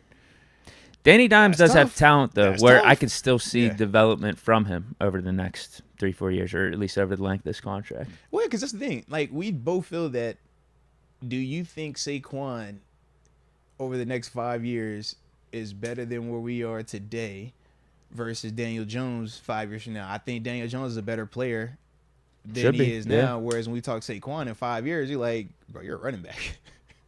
Like, Yeah, there's no Really, chance. two, What's he, yeah. 26 right now? Or but you 27? He'll got be two, 31, 2.5 32. max, baby, 2.5 max, and we know what time it is, man. Yeah. But yeah, I think that's the state of the game. So let's But just shoot, you know the other part that's crazy with it, even with this running back stuff, going back to the union part and talking about why still I don't think this ever works. We're talking about Saquon right now, right? Who did the Giants just bring in though? I don't know. Former 1,000-yard rusher Who from the did they? Jacksonville Jaguars was just in New England a year ago, James Robinson. It's like, yo, they're already making plays. You already got an action. Like, you look at, even with Baltimore, J.K. Dobbins, one of the dudes on the call as well, who they just signed. We're going to talk about him in a little bit. Melvin Gordon. It's like, it's just too difficult at times to have everybody wanting to buy in on this thing, man. Because the same people that complained about, I can't get this much money, are signing right now for the money that they getting. And it kills any argument that you're making with it, man. In terms of some of them dudes, though. Here's the other Yeah. thing. This is just one position. I Mhm. would be interested in how any other position felt about this. If like they were just giving the running back special treatment in the upcoming like union negotiations, because this is another the point. issue, bro. Yeah, this is the other point Coward brought up. He's like, bro, what about your like centers or like left guards, right guards? We just paid Isaac Seumalo, I think but $8 this million is the per year, problem. and This he's is the considered a top 5 But guard. This is the problem, bro. It started with quarterbacks. Quarterbacks have gotten every special treatment, right? It's to the point where people even recommend just take the quarterbacks off the salary cap so we could just pay them however much we need to pay them. Think about that. You see what I'm saying? Who brought that one up? I've seen it multiple times. Oh man, just take them out the salary cap. They're just in their own class because everybody needs a quarterback, so you just pay them whatever. It's like, no, that's not Could how be this a works, solution man. It's not how that works. for though, the bro. running backs and everyone else getting paid more. Could be a solution. Nah. That's part of the issue. Because then when the owner's like, man, I can only pay so much money, man. I only got so much money. You're like, bro, how many times we gonna hear the same excuse? Oh, I don't have any more money. I'm paying the quarterback $200 million now per year, but I don't have any other money for these other positions, man. But you know, it's quarterback. So I mentioned the running backs Yeah. doing good for themselves by, playing good over the next Mhm. however many years. Maybe showing that they can be, at least if you're an elite running back, be a critical piece Yeah. to a Super Bowl winning team. Like, show that, and maybe your market could go up. But also, I've mentioned this how many times, the quarterback market, I think, is going to be an indicator, too. It's gonna get interesting Like over how the next couple Deshaun years, Watson's yeah. contract plays out. Daniel Kyler Murray's Jones, contract. Daniel Kyler, Jones. absolutely. All You these brought up guys some that great got guys. the 40+. Mhm. Let's see how they play out. You're absolutely right, Because bro. that could maybe open up some more money for other positions. Now, I don't know if that goes to running backs. That might just go to another position. That's not running Left back. tackle, wide Right. receiver, pass rusher, cornerback. Yeah. This ain't people getting paid. We know that. But like I said, and you said this at the beginning, where you're like, man, it's just the flow of it. It's only a handful of running backs that are legitimately in this conversation. Looking at some of the names that were on that Zoom call, I'm like, bro, all y'all aren't in that combo, man. And another thing would be Like, is if these guys actually sit out. Josh Right. Jacobs, I'm hearing reports he's not playing. He's this not going to season. show. Yeah. All right, if the Raiders, do they have a guy? Who do they have on the roster? But But this let's say they sign Fournette, and Fournette does really good. That's But- not going to help. But this is the thing. Josh sitting out without other running backs sitting out, it defeats the purpose. It's L Bell. You're a solo mission. You're not going to win this fight as a solo. But that's the whole reason why this fight, to me, is never going to work outside of a CBA convo, because it's way too many individuals. We literally just talked about two guys who were on the Zoom call for running backs to get more money, and their team signed running backs right then and there. Melvin Gordon, he was literally a couple months They're ago covering talking their about how bases. the market was terrible. It sucks what they're paying us. He literally just took a 1 for 3.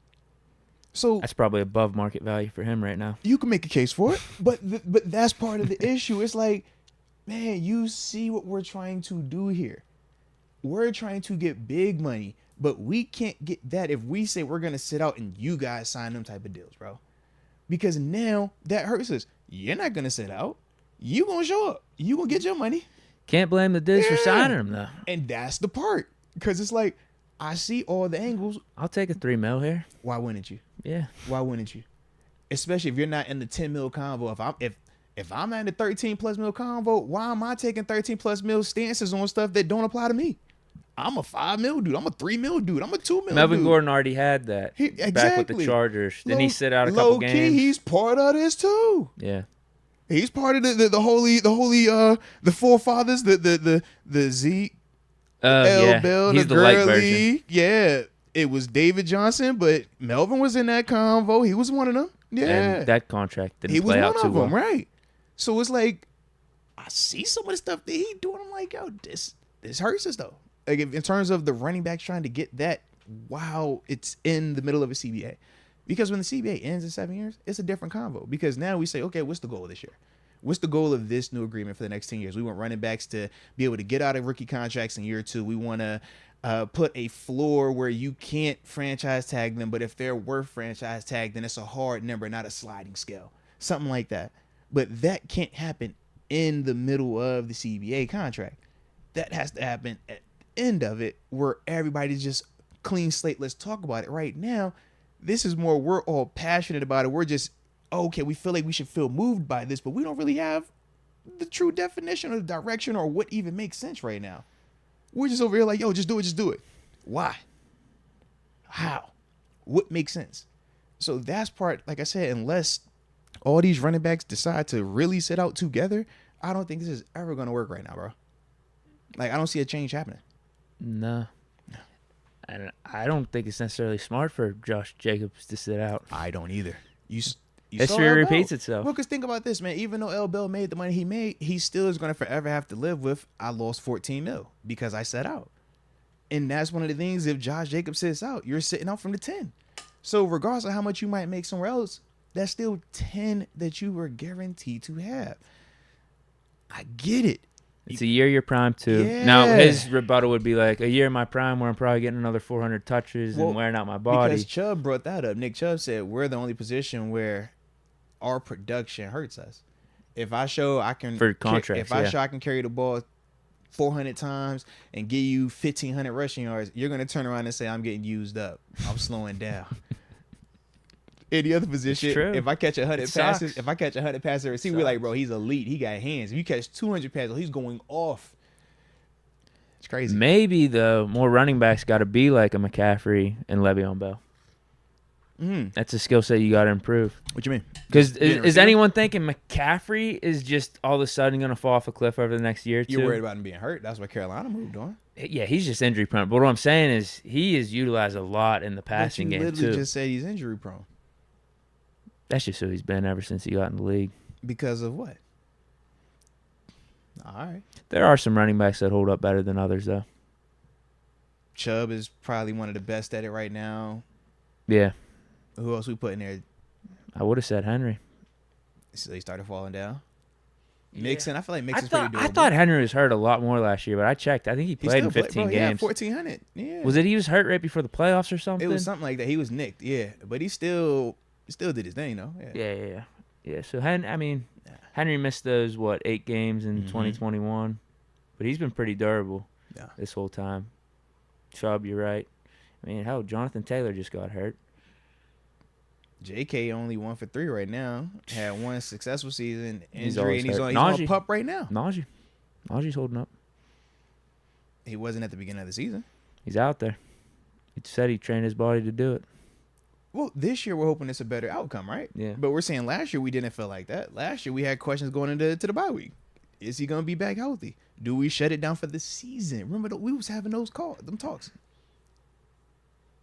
I was a front runner in those conversations. It was legit. It wasn't like we was forced to do shut him down for the season. A couple weeks to get right. It was legit combos, yeah. So we still can't even say there's been 2 full seasons now. I'm just saying, bringing some extra versatility to your game where you could be the starting running back and also maybe your team's best slot option or second best slot option.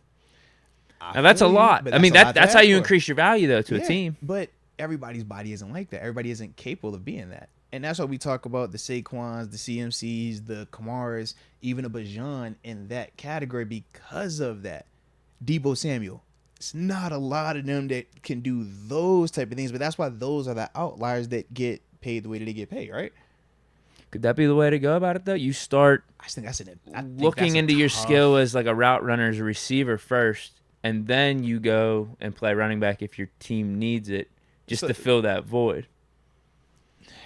Because we've seen running backs go to halfbacks and have success. If I play wide receiver, why would I want to play running back? It's just bringing value to the team. But I'm thinking if you bring wide receiver, you bring that skill set to the table to your team and being like a good slot receiver, just a good receiver, like you're gonna get paid more. Is what I'm saying. You're gonna start getting paid more like a receiver. Yeah. It's just that you could do the halfback thing as well.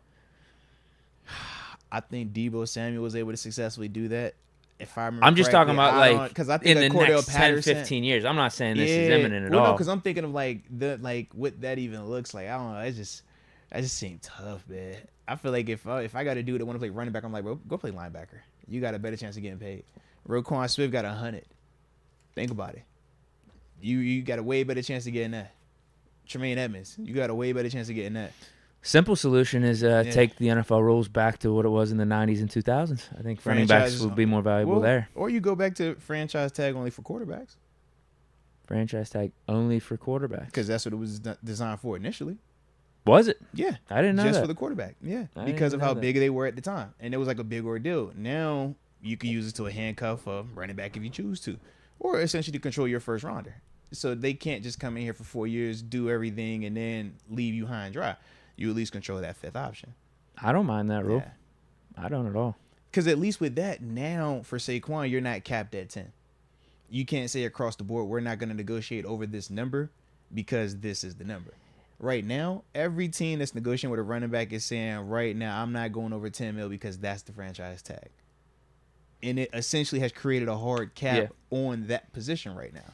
And it's not singling out or making the running back room special from all the other more physical positions. We're just simply saying that now we can't, as an owner, turn around to you after you done put in all that work to get here to negotiate and say, I don't have like to Saquon would be a free agent right now. Right. It would just be, bro, the number is what it is. Although, wait. No, he wouldn't be a free agent because what's the deal with his fifth-year option?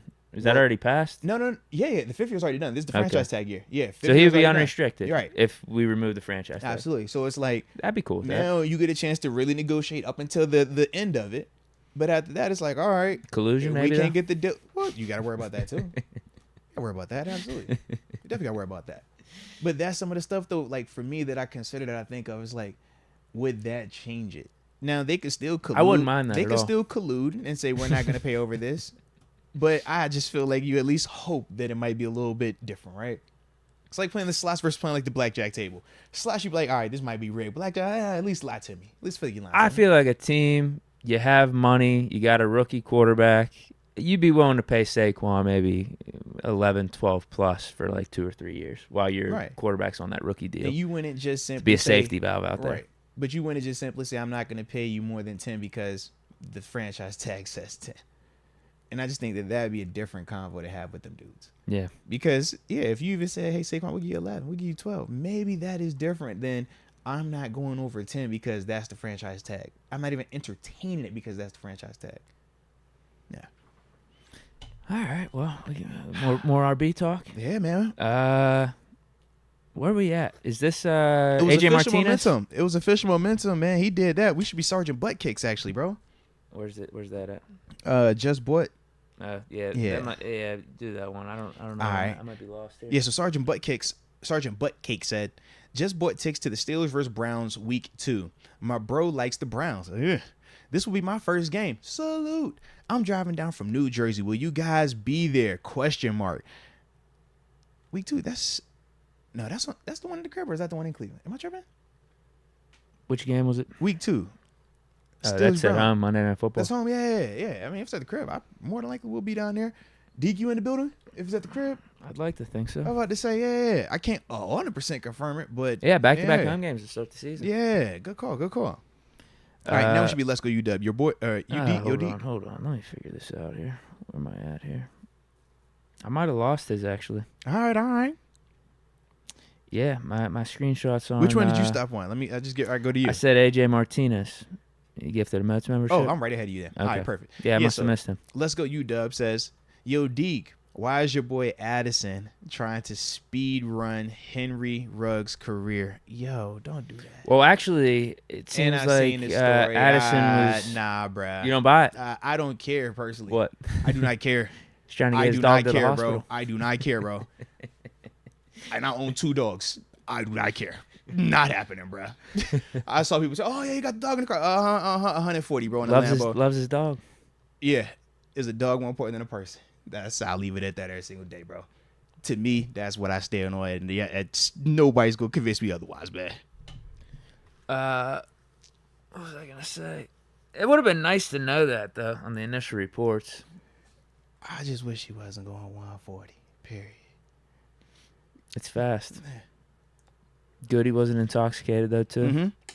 Definitely good about that, bro. Definitely good about that, man. It's just with these headlines. Hey, bro, when you're going 140, bro, take a person that does that dangerous. And bad character guy, bad issue guy, See, and all I'm that. not going that far with it, but it's a terrible decision, especially when you're talking about 6 months removed from Henry Ruggs killing 2 people, a person and an animal, right?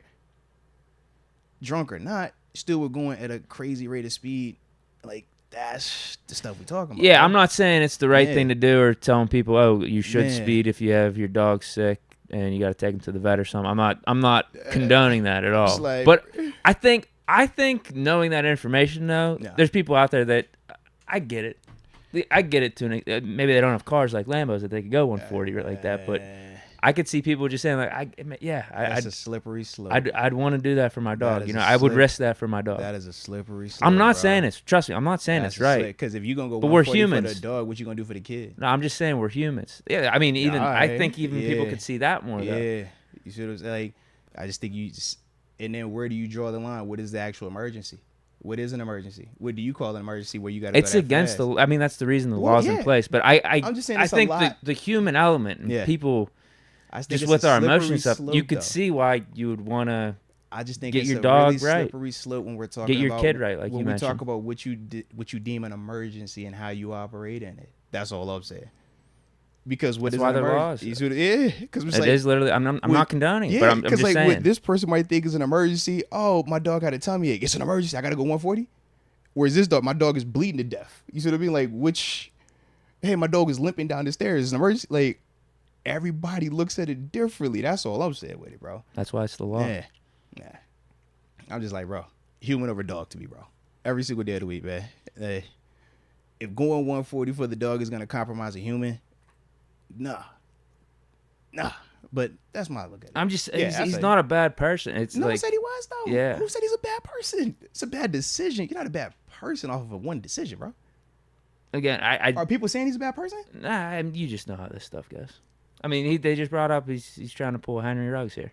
He's not a bad person, but the correlation is literally we just seen the dude do this and we saw how it ended. That's what the whole correlation between them. Yeah, I know. That's the most obvious thing. Like, don't go 140. That's why the law's in place. Even when I think of Henry Ruggs, I'm like, bro, it was a terrible decision. Do I look at Henry Ruggs and say, you're a terrible person, you're a bad person every single day? No. I'm like, you made an absolute horrendous decision that you got to live with the rest of your life. But that decision is not going to define you for the rest of your life. You got to go forward and change what you need to change personally, make better decisions. But that one singular action is not who he is for the rest of his life. That's why I didn't think people were talking about Jordan Addison and the negatives like, yo, you're a bad person. Like, no, he's not a bad person, man. Young. Not the best decisions. But I don't say he's a bad person, bro. AJ Martinez gifted a Moats membership. Hey, shout out to AJ Martinez, man, being a dope individual. Was it Tito? You said Tito, right? Who did he give it I don't see it, actually, to be honest with you. Oh, I actually don't see it either. Because Tito is the one who gifted another membership to somebody else. Interesting. Well, either way, AJ Martinez, we appreciate you being a rock star at life, and I don't know who you sent the membership to, but to that individual, welcome to the upper room. Yes, indeed. Yes, indeed. Chilla 21. What's up, my guys? Much love as always. We usually are top in one of these categories. Do we lead the league in sacks or interceptions this season? Both. Did we lead in interceptions last I year? thought we led in those. I don't think we did in sacks. I think Philly got us in sacks. Yeah, we're gonna be close in Yeah. both. I mean, I like us for picks though, bro. we do got some ball Levi, hawks. Pat, I like us for picks, bro. We do got some ball hawks. KZ, I like us for picks, man. I feel like we got a lot of dudes that are real ball savvy dudes on the back end, man. And we got pressure up front that's gonna make that ball have to come out even faster. We'll be top 10, Yeah. but I mean that's why I think our defense is gonna be Our defense top be elite, 5, bro. It Heck should yeah. be. Fish Momentum Ambition Steelers tailgate, November 12th, 2023 versus Let's the Packers. Let's go, man. Let's get it. Colton Shut up. Choi Fu bought a PS5 last week just to ask if I could be in your guys' league. I'll be the Dolphins and Let's try to go. prove to Deke that Tua ain't all that bad. LOL. Hey. So someone was the Dolphins last year, and we already said I'll give the rights to the people that were in last year's league first. Yeah. So we'll have to wait and see. Yeah. AJ Martinez, happy birthday to my pops, Grandpa Ernie. Much love to Moats and Deke. Something in the chat. Sabotage 7. Damn, what could have been? LOL. Yep. What's the most? Yeah, what is S in the chat? Steeler Nation chat. That's what it is. Yeah, most indeed still a nation to chat. Yeah. Fish Oh, he said happy birthday to his pops though, man. Yeah, Grandpa Ernie, man. Happy birthday, Grandpa Ernie, and salute you, AJ. You know, always love with you, man. Fish Momentum. I'll be up at Steelers camp next Wednesday, 1:55. You heard him. You heard him. That's the other thing too, man. If y'all out there at camp, man, connect with each other, man. Y'all know y'all can obviously talk about it up here to connect, man. You know we got the Reddit thing popping off as well, man. So yeah, multiple ways to communicate with each and every one of y'all, man, to let people know, man, where y'all at. David Dupree, I'm excited about the show going into this season. No, seriously, man. It's about to be a fun year, man. Fun year.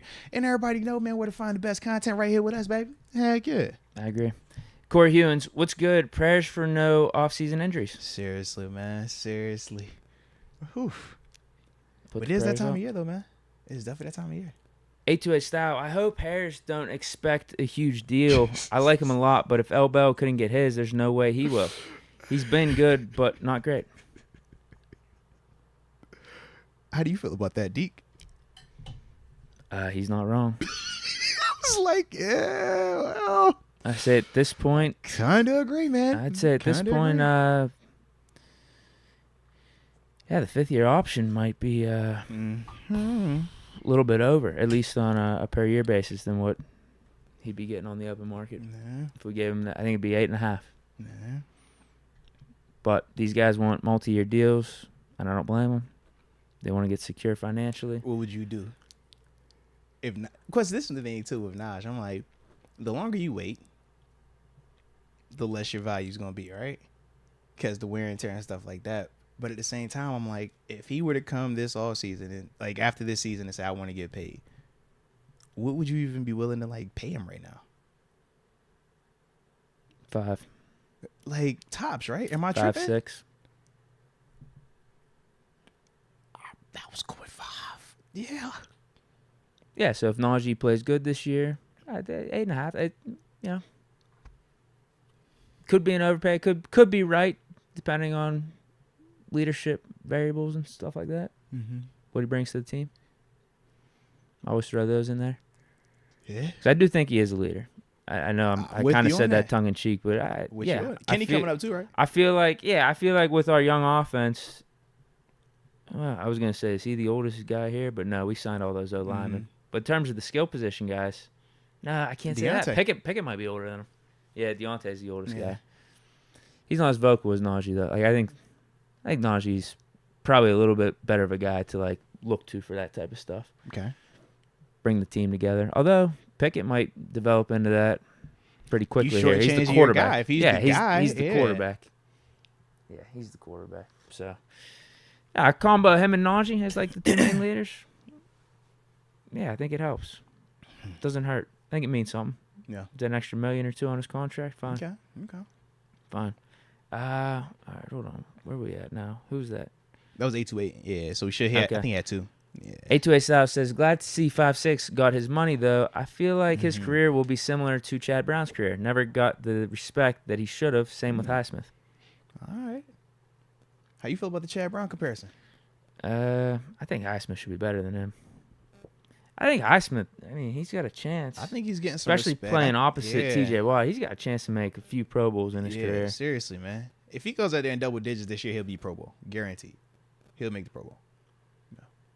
Yeah, I think he's got a chance to really. If he stays here, signed a is 5-year deal. This is how it works too, bro. It's like he should have been Pro Bowl this year. He might have the second most sacks in Steeler history like, after TJ Watt when it's all said and done. So he should have made it last year, but this is the year now where he'll get the hype, he'll get talked about, and as long as he's producing, because he has the money as well, people are going to talk about it even more. He'll mess around and get in there easily this year.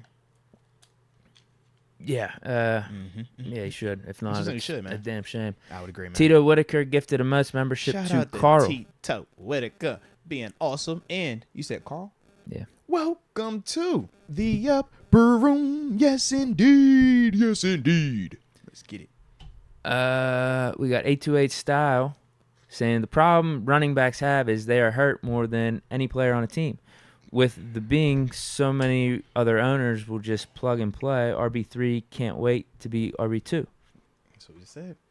Everybody literally has to just say, I'm not going to go out there. 828 Style. For some people, dogs are more important than people. Just depends on the person. I love dogs, but no animal will ever be more important than another human. And that's why I said what I said, too. I was like, I'm sure for some, that's how they feel, but you will never be able to convince me otherwise. And I love my animals. Love my doggies. Biggie and Faith. Got the little, you know what I'm saying? I've had dogs my whole life. Fish, cats, everything. I love mine. I had a little snake before. You know what I'm saying?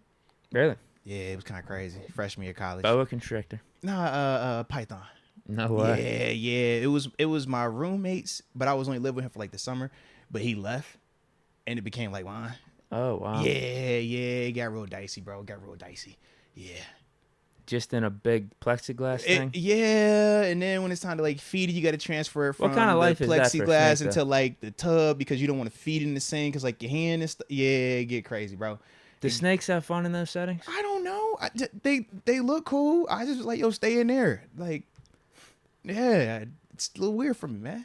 But I couldn't complain, so I had to be. I was going. If you letting me stay in your spot, I'm paying a little bit of rent. I can take care of your snake, bro. I got you. I don't like how that sound, but y'all catch my drift. Don't make it weird.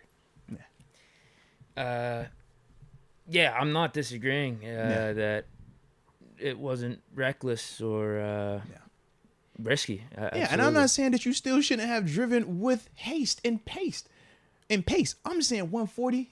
Like I cannot. Like no. I just don't think. Yeah. Here's what I'm trying to say. Yeah. I don't think Jordan Addison is thinking because he's speeding 140. He's necessarily putting another human's life at risk. Right, and that's the part where I say he's bad just thinking judgment. about his Right. dog and getting there, but I guess hearing that part of the report is why I was just like, oh, there's more to it where I feel like a lot of humans could. I'm not saying they're going 140, but I could see them speeding to get their dog somewhere, or like you mentioned, like their kid somewhere, get them safe. Yeah, the convo get them different healthy. when you said the 140. Speeding 140 is like excessive. Would we not agree? I think like if you're saying he's going 80 in a 50, if he's going 50 in a 20, you see what I mean? There's no question You're it's a talking high going number. 140. It's like where are you even at where a speed limit is over 75, over 80 in the States? Where? You catch my drift? Like, where are you? Like, am I tripping? That's all. He's thinking he's breaking the law. He's breaking the law. Why not do it big? You know what I mean? Like man. you're speeding, Hey, man. get there as fast as possible. I'm just glad that the story ended how it ended. Again, I'm not defending it. Yeah. I'm not condoning it, but Man, at the end of the day, man. I could see many humans Judgment, if yeah. your dog or your kid or someone, your family member is in danger, needs resuscitation, needs to get their health back really quick. Yeah, absolutely, man. Absolutely. You break the law for that. Yeah. And 140, it is. Man. It's a lot of speeding. You know the beauty about our justice system? There's plenty of people that are actually incarcerated with good intentions, man. Yeah, Great intentions. absolutely. Great intentions, man. Yeah, but that's the risk you're that's the risk you're putting in play Absolutely. by doing that. Absolutely. Great intentions, man. The prison is filled with a ton of them. The graveyard's filled with a ton of them, too. Absolutely. Great intentions, man. So that's, like I said, why for me, I just can't change my stance on it. But I do 100% understand what you're saying, though. I do. Yeah, I don't really have a hard stance. I mean, it's breaking, like, that's why we have speeding limits as laws. Like, we don't want people going Right. 140. Dude was just, If somebody he's died, just trying to get in his the story, dog. if somebody He's just died, trying to in look the out story, for his dog. if somebody had died though, and that story came out, yeah, I was trying to get my dog to the thing, man, but he actually like somebody killed somebody. He had killed somebody. Just don't think that people are gonna look at that and say, oh, it's not that bad because he was trying to get his dog. I'm not saying it's You know what that I bad or not. Yeah. No, it's just that's the risk you take by It is though. doing that action. I'm not trying to belittle it at all. No, I'm I just think you are, trying yeah. to, like, You're giving context. yeah, like, yeah. put yourself in that Right. place. Like, just Absolutely. in general. I'm not saying I'm going 140. My dog needs Right. medical attention Yeah. right now. I am You're gonna probably do- breaking the yeah, law you're to gonna get in do there what as you fast as need possible. to an extent. Yeah. You with your kid, like, Yeah. whoever it is. Well, and I've been in a situation, and that is part of the dilemma, because when we talk about a car that can go 140, you know what I whip, you know my car can go if it need to go, but at the same time, I had to ask myself, is what my son dealing with right now, where he is going through something that I deem a medical emergency to the point where I'm taking you to the ER? But is it worth me pushing this supercharged whip to the 200 that I know I could do in this day? No, bro. You figure out the number. And this is I my guess. flesh and blood. You know what I'm saying? This is my baby boy. You feel me? But that's when we just talk about decision makers, and in that moment, being able to process those emotions. And that's why I say for Addison, it was a bad decision, but you learn from it. I've been in a couple of situations where I've had some chance to learn from it. He's young. That's why I said at the same time, he's just a young dude learning this side of people. Oh, he's grown. He's 20 something, bro. He's still young. In terms of life, he's young. So I just looked at all that and was like, man, he'll learn from this situation. But through life, man, you'll understand, like, yes, there are certain things where you know you got to push it and do certain things to a certain extent, but there is still other factors that come into it that you got to be able to process in those heated situations. Otherwise, the consequence, like we both have already attested to, can be really damning. But I'm just glad once again, man, because Addison's a good person. For all I know, I ain't never had no issues with him. From what I've seen publicly, it's like, man, this is a good kid to me. I'm just like, bro, just don't do this. Like, learn from this.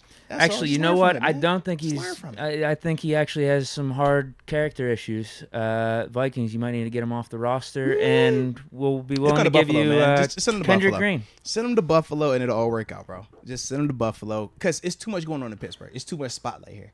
Send him to Buffalo. It's nothing. He'll be all right. Just focus on football. I think Vikings need a center. No, Actually, no, they don't need no center. they're probably looking for a running back right now. They lost Dalvin Cook. They're clearly Will not looking for a running McFarland back. They're not Kendrick looking for Green no running back. for Jordan Addison. They're going cheap. We'll take him off They're your hands. They're tanking. They're sabotaging Kirk. That's what they're doing. The Kirk sabotage is in Minnesota. He did it to himself. He did not. He's done everything he's supposed to do. He lived up to his contract. I can't say that. I can't. He's lived up to what he was supposed to do. Mm-hmm. Okay, that was 828 style. Ryan McPherson. I've been practicing Madden and getting the hang of it after 8 years. They got Kenny's throwing off. It is terrible. And you saw what they did to his rating, bro? He can't throw a deep ball, go ball in the game, SMH. Yeah, I know it takes about 10 years for that ball to get downfield. Bro, but time out. Have you seen how they got the young boy already rated higher than him? Bryce. Who?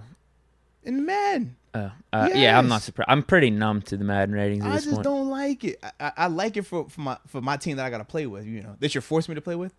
I like it for that team. But for the Steelers, I'm just like, bro, this is really janky right here, man. Really janky, man. Oh, it's terrible. I Yeah. mean, I think Isaac Seumalo, they gave a 78. Yeah, it's absolutely terrible, bro. Yeah, our O-line is all in like the mid to Mhm. low 70s. Yeah, Chooks is worse than Kendrick can Green. like, as much as I love It's Von insane. Miller, they have Von Miller rated the same as TJ Watt in the game. Von in They 2023, have Vaughn at a 94. the exact same as TJ God. Watt, bro. I just was like, yo, I love Von. I'm glad Von's a Bill. Von and TJ Watt in 2023 are not the same player, bro. They're not. TJ is here. TJ has cleared that right now. In my opinion, TJ is there, bro. But yeah. So I was just like, dang. Yeah, Like I still- like it for myself, but at the same time, it's like, yo, that's kind of crazy, bro. Yeah, still I could sitting acknowledge here that's kinda crazy. waiting for TJ to join that 99 club. It's Yeah, just that is crazy, bro. it's just been too much of the same conversation over the last like 3 or 4 Like, years how for me to does- get like so up or down 'Cause about my it. thing is, I'm how numb. does Myles I'm literally Garrett- numb. How does Myles Garrett continue to live at the top? they put Bosa at the top. And it's like, oh, TJ, yeah, you're down there. You're like, what? Snubbing the Steelers quarterbacks in ratings, and basically just snubbing every other Steelers position in ratings. Like that's been the deal with Madden. Receivers last 3-4 years. Who's because Deontay's still the highest rated receiver right now. Like 82. Yeah. Big whoopty. Mm-hmm. Yeah. Because I'm trying to think. Was TJ our only top 10? Cam was in the top, but Cam was at like the bottom of his top 10 too. Yeah. Probably Cam. What was his, like 92, 93? He was like the bottom of it. Minka, they made him. He's like what 93, 94, right? Yeah, they made him number 2. Yeah, they got that one wrong. But yeah, everywhere else. You know what? I think they gave Pat P a little something. Did they give him like an 85 or 86? Oh no. Other than that, it's just they screwed us across the board this year. Yeah. And every year for the last like 3 or 4 years. But see, the beauty is this: you got a lot of skills, so you can make up for it. That's why they loaded the Bills roster. So since I don't have as much skill as you, I got to catch back up. I got a little bit more, a little more firepower on my end. Because I was like, Bills is like top 10 and everything. I thought they were going to have our O-line smokes. Is actually like pretty decent. Yeah. Because I think it's going to be pretty decent. We made some really good offseason moves to bolster our O-line. But no, they might have made the O-line worse than it was last year. Low key. Yeah. Like, how do you have Chooks worse than Kendrick Green? That took me out, bro. I still don't understand how that correlation happened. Man. They have James Daniel at an 80. Yeah. I don't think they have Mason Cole as a good overall. Yeah, but Sayamalu, a top like 3 or 5 guard in the league, is ranked as 78. Yeah, you gotta be kidding me. But no, Chooks under Kendrick. I was like, yo, this is crazy. Okay. Yeah, that was Ryan McPherson. A2A style. Harris better get in touch with Juju and find out how to make money on the side with social media. LOL. I think we're gonna rip him for that though. It's a lose-lose situation. It is, but it did work for Juju though. Definitely has worked. Let's go UW. September 9th, Texas at Bama might be the best college football game of the year. No. Best college game is going to be Pitt, West Virginia. Backyard brawl, right? I think that's just going to be easy work for Pitt. It should be. The Pitt Notre Dame game might be. Hey, how they got y'all? What they got y'all predicted to finish in the ACC, anyways? I have no clue. I'm seeing a lot of good stuff for Pitt, though. Yeah. They're saying, like, they're a team that's going to probably finish in the top 3-4, dark horse to win the whole ACC. Okay. So, yeah, I think most outlets got us close to the top 25 to start off the season. I think serious contenders to win the ACC. I like that. Yeah, they got us predicted to win our side of the conference. So, I'm like, all right, that's cool. A little respect for us to be our, second year coming in this thing, man. I like that. Yeah, you know how we talk about Pitt probably being RBU for the pros. Yeah. Watch out for this Hammond dude. Seriously. Like, we just lost to Banacanda. Right, he was nice. He was really nice. I don't think we're going to miss a beat. This Rodney Hammond dude's the truth, yeah. So you said running backs are replaceable even in college. Well, you know what? I listened to a Jerome Bettis interview on Dan Patrick's show, and that's what he brought up. No one's talking about this. He was like, honestly, I think this dates back like 10 years ago. It was in college, bro. Because college has gone so much more spread that they're not looking for Ricky Williams anymore. You take receivers and you put them in They're the not looking backfield. for Eddie George. They're looking for some scat bats, guys that can receive and have a ton of speed. Yep.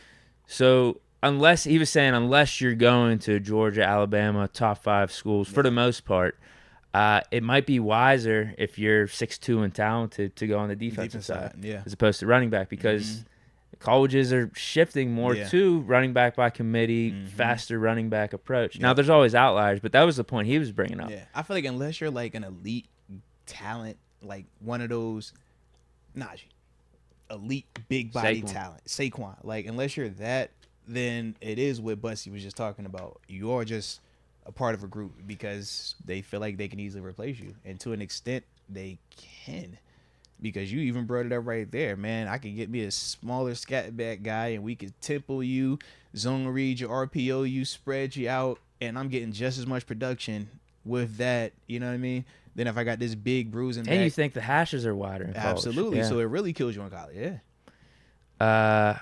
What was the other thing he brought up? Oh man, I completely forget. It was a good point, though. It was a good point with this whole running back conversation. Oh, no. This is actually my own point. I was going to give it to the boss, but no. I was about to say, take credit for yourself. It's my own good point. Put your name on your credit, I'm not giving this to the boss. Put your name on your work. So here's the weird thing, though. Like, by him saying that, or even us agreeing to that, you would think that the running back pool in the NFL, like, there wouldn't be as much talent from top to bottom, right? But it's the opposite. Now, I don't know if you just would say the running back position as a whole is down, and that's why it's this way. But I was looking at the PFF running back rankings at like 27, 28, 29. They had good names. They had Zeke Elliott at like 28. Yeah. They had David Montgomery, I think, at like 31 or 32. David Montgomery, if like he stays healthy, he's a 1,000-yard rusher. So that's 32. But we say the same about if Zeke were to stay healthy? No, the same thing. That's what I'm saying. You could find good running backs at the bottom. But can you find good, sustainable 17-game per season that you can count on running backs at the bottom? They all got that chance to get hurt. Yeah, that's my thing. So would you rather pay a guy in the top 5 rankings, the 12, 13, 14 million, or get a Dave Montgomery for 2 or 3? Yeah. Dave Montgomery's proved he could be a really good running back for you. Yeah. And if I don't need him to be my main guy, just a part of it, because I'm only paying him 2, and I got another guy that can get 2 to be a bruiser, another guy that can get 2 to be something else. Now I got this collective back there for 6 total. Man, so if my coordinator can scheme it the way he needs to, we all right. Yeah, so that's what I was wondering. Do you just think the running back position as a whole is worse than what it was 10, 15 years ago? Like, the elite guys aren't as good as the elite guys back then, but I don't think that's the case. I don't. Because I feel like Derrick Henry, nice. those dudes are nice. Still nice. I just think that it's literally what we were talking about. It's just like, it's too much supply. It's just way too much supply right now. And that's just simple economics. But that wouldn't make sense based off the Bussy principle of like more guys are willing to play other positions. No, it still would, because just because you're going to play another position doesn't mean running backs are obsolete. They're no longer there. He's just saying there's a different style of running back that people are targeting. And think about now the NFL game and how is really similar to college now. Yeah. We used to be, it still has to be super physical. Now it's almost rare when we talk Pittsburgh and how we play, Philly and how they were playing, because everybody is scat, speed, space. So it does kind of fall in line with what we're seeing, because you don't see a ton of Najees or big bruising physical downhill running backs. You're seeing a lot more of the Saquons or the Bijan, like we just talked about Bijan going 5th overall, right? So to me, I think that is the trend, and it probably won't stop unless we see at the collegiate level that shift. But for colleges, they found out, or in terms of offenses, man, that defense isn't going to be able to spend enough time to keep up with us snapping this ball 100 times a day. They're not going to have enough calls. They're not going to be able to have audibles. They're not going to be able to, because just sheer timing of it. They got to go to class. They can't operate the way that we can on the sideline. And on offense, what do? We can hold this card up. We can get you all this other stuff. Defense is just a lot more moving pieces, a lot more stuff, how you communicate to cover it. So that's why the scoring is a lot higher typically. That's why it's a lot harder to find a good college DB at times, because it's like, man, it's a different thing of what y'all are being asked to do versus the way that the game is played at that level right now. So it is pretty similar when you talk about the NFL level. Offenses are getting better and better, and finding corners are getting harder and harder, right? Yep. It's interesting though, man. It's interesting. But shout out to Bussy though. I did like that. Does make sense though, man. Yeah. He was dropping some knowledge. Because if you a big back right now, bro, go to defense. Yeah. If you athletic enough to play running back, you athletic enough to play linebacker. Can you rush the passer? They're starting to get phased out too. You got to be. I was saying, can you rush the passer? Can you cover? Which one can you do? As long as you can do one or the other, you all right. If you're just 100+ tackle guy, you're gonna need to add a little something else. But 100+ tackles still get you paid. Think about that. 100+ tackles still get you paid. You get paid dang near starting running back money. Yeah. 828 Style says, my dog will always be my dog, never my kid or child. Facts. Like, and I think it's in the convo, we're not minimizing a dog either. Because if you were to like run up on my dog and try to attack my dog, of course, like, bro, I'm gonna defend it, like, you know what I'm saying? Like, you don't want them issues. But all I'm saying is, when we're talking about the context of life versus life, human to me is always gonna be above dog. That's what I'm saying. I think everyone agrees with that. No, see, everybody doesn't agree with that. That's the problem. That is the problem. Everybody does not agree with that, bro. You're not wrong. Yeah, they'll be like, no, dog and then human. I'm like, nah, you lost me there, bro. Dogs are nicer than humans. Yeah, you lose me. You ain't met some of the dogs I've met. I've met some different dogs, all right? I got a little different experience, man. Most dogs, you're right. Yeah. I guess it's not really about dog versus kid, just someone in your life you care about. Yeah, something that you care about to that extent. Right. Gorilla Mode. Some forget KP was one throw away from driving down and winning the Dolphins game. I do remember that. Yeah. Would have got us into the playoffs and changed many people's minds on him. Yes, but the problem is that's not an apples to apples correlation. That Dolphins game was earlier in the season, man. We don't know what transpires after that if that success does happen. Heck, for all we know, he played better because he failed in that moment. So that's the only problem. Is like we can't just make it seem like it's that simple of a transition. Learning lesson. But I do like what you said. I like your thought process. I do. Yeah, he could have easily ran for that first down. Man, Wanted that shot at Deontay. A little miscommunication. It'd be like that sometimes, man. Rare stat. Gonna be my first year at training camp. So stoked. Let's go. Thank y'all for the endless entertainment. Love from the 918. Thank you. Salute you, bro. Hey, Deke, where's the 918 at, bro? I think that's Tulsa, Oklahoma. Yeah, Tulsa, yeah, because I know 919, that's Raleigh. Nick That's North Y. Carolina. Nick Y is always in the chat. Good Shouting call. out Good 918. call. Shout out to Nick Y, too, man. Good call. I like that, bro. That's it for the Supers right now. All right, man, that's perfect because it flows right into topic one, but I had to remember what topic one was, bro. You know, I was tripping earlier today, now. I told you, Deke, it's been one of them days for me a little bit, but I'm back. All right. So, did want to talk about ESPN's recent running back rankings since we've been on this running back talk. And it's funny, too, man, because usually I try to, like, plan out our shows, like, a couple weeks in advance. It's, like, loose topics. Like, all right, I think I got this. I think we got that. And I usually don't ever want us to talk running backs because I'm just like, yo, it's running backs. Like, who cares? Right. But these running backs are so heavy in this combo right now. I'm like, yo, we might as well just lean into them, man. Sure. So, you know, got to talk about it a little bit. And like ESPN always does, shout out to Jeremy Fowler. Fowler. I butcher your last name, Jeremy. My bad. But, you know, formerly of the Pittsburgh beat. You know, he's around here doing his thing. Now he's up there covering the national thing. But every year since then, he puts together his top 10 He list. became mainstream. He has gone mainstream. Sold out a little bit. He has gone. His suits are a little nicer now. All right. Salute my dog, man. Salute. Good dude. All right. But the way that he compiles these lists, general managers, scouts, executives, different people throughout organizations and throughout the league, they all come together, vote on the different players, and sometimes give some context as to why they have certain players rated where they are. So, you know, when he provides that type of content, doing that type of due diligence, it's only right for us to, you know, check his work. That's what we do. We're kind of like a substitute teacher. You know what I mean? You got to turn your assignment in. We're going to check. Well, actually, we not subs. We like the real teacher. This ain't even on him, though. This is on all the players or the people that did the rankings. It's a group project. But agents if it's a group project and his name is he puts his name at the top of the group project, though. It's like we all the team, but he's the one who hands it in. So you know how that go. Okay. Yeah, man. Yeah. So with that being the case, though, before we actually read off this list, y'all hit that like button one time on the front end, and don't forget to subscribe if you have not done so just yet. Alrighty. Do you got that list up over there, broski? Yeah. Nick Chubb at 1. 2, CMC. 3, Josh Jacobs. Spoke him up. 4, Saquon Barkley. We got at 5, Derrick Henry. Wow. 6, Jonathan Taylor. 7, Alvin Kamara. 8, Dalvin Cook. 9, Tony Pollard.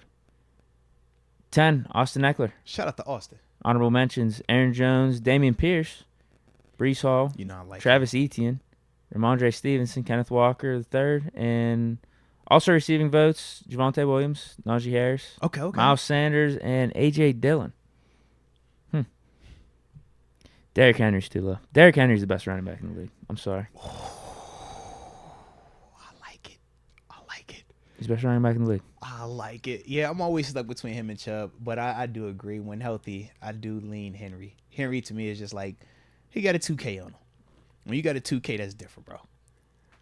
He hasn't fallen off. If anything, his performance last year with that carousel of quarterbacks that they had, it just proved he's that guy. He's really important to that offense. He is the offense, pretty much. He's still produced, man. Still is producing. But are you worried about him slowing down in the next 2 Well, years? that's what they bring up. The issue with Henry is age and tread. Entering his 8th season, led the league in carries 3 of the past 4 years. Deke, it's only been 8 years? Yeah. I feel like it's been so much longer with him. Jeez. And then this is from an NFL personnel director. Says there's a little decline, but he's still an anomaly. You just don't know how long it will last. If anyone could do it, it'll be him. AP is a guy like that. They can last longer. I'm telling you, I think Henry would have had even a better season last year if Tannehill was in there. Well, Tannehill's back this year. Yeah, right. But I mean, that's how it's been really though. Still, even with Tannehill being in there, you're focusing all on Derrick Henry. Like if Henry was trying to think of different offense, I can only imagine. What if he was with the Steelers? Oh, it'd be night and day. Well, it depends. What is Kenny? Is Kenny Ben or is Kenny Tannehill? Kenny's the franchise. Is he Ben or is he Tannehill? They said Tannehill's the franchise. They said Seven was the franchise. So which version? I'm telling you, Tannehill's not the franchise. Oh, just saying because they had paid him like that. So Pickett's in the franchise category. Okay. Yeah. Okay. So he's 7, not. So if he's closer to 7, then it'd be great for Henry. But if he's closer to 10, closer to 7. Let's not just be doing that. I saw what you tried to do there. Let's not just be doing that right now. I was just going. I thought that was. Is he 7? He like that. That's crazy. You could have said, is he more comparable to 7 and being like a franchise guy? You know. I was just kind of go. I thought that was the flaw that we were saying like, oh, he's either 10 or he's 7. So I was like, oh, he's 7. Then. All right, cool. Like, yeah, just keys to the city. Like I was there. I was with you, bro. Let's relax on that. You know, Kenny's my guy. It's just let's have some respect. I'm sorry. Respect. I gotta read the room better next time. I'm sorry. I get excited at sometimes. But no, Kenny. I do believe he's gonna be the franchise guy.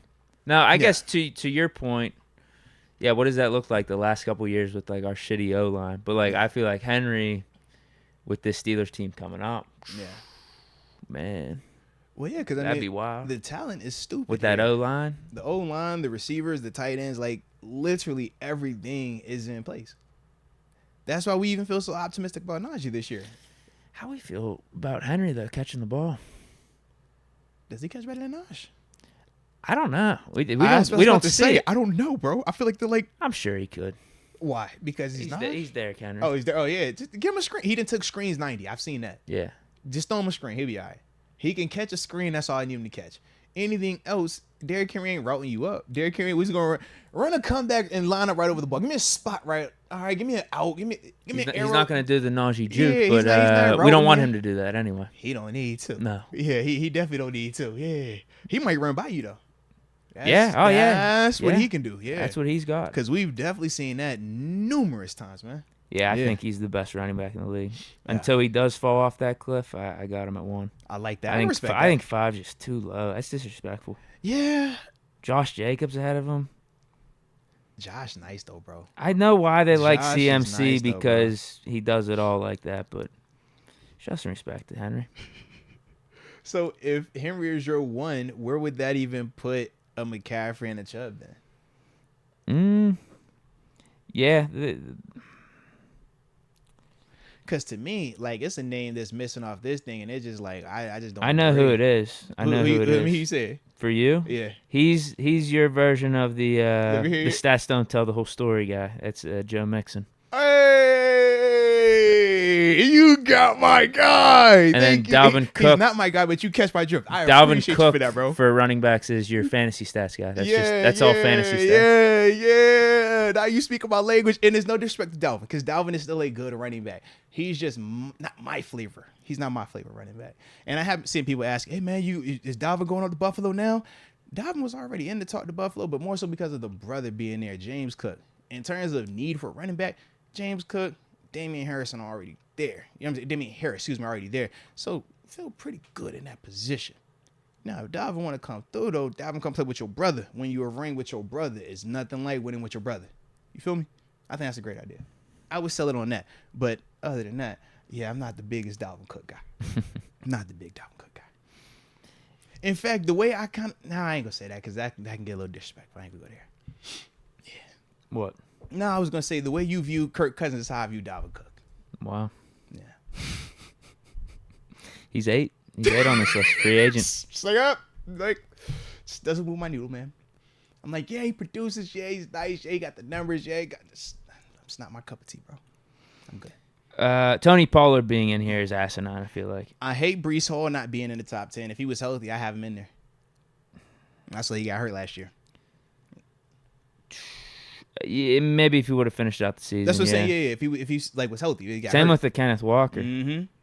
Yeah, just got hurt. Both were having good seasons. How you feel about Eckler in there?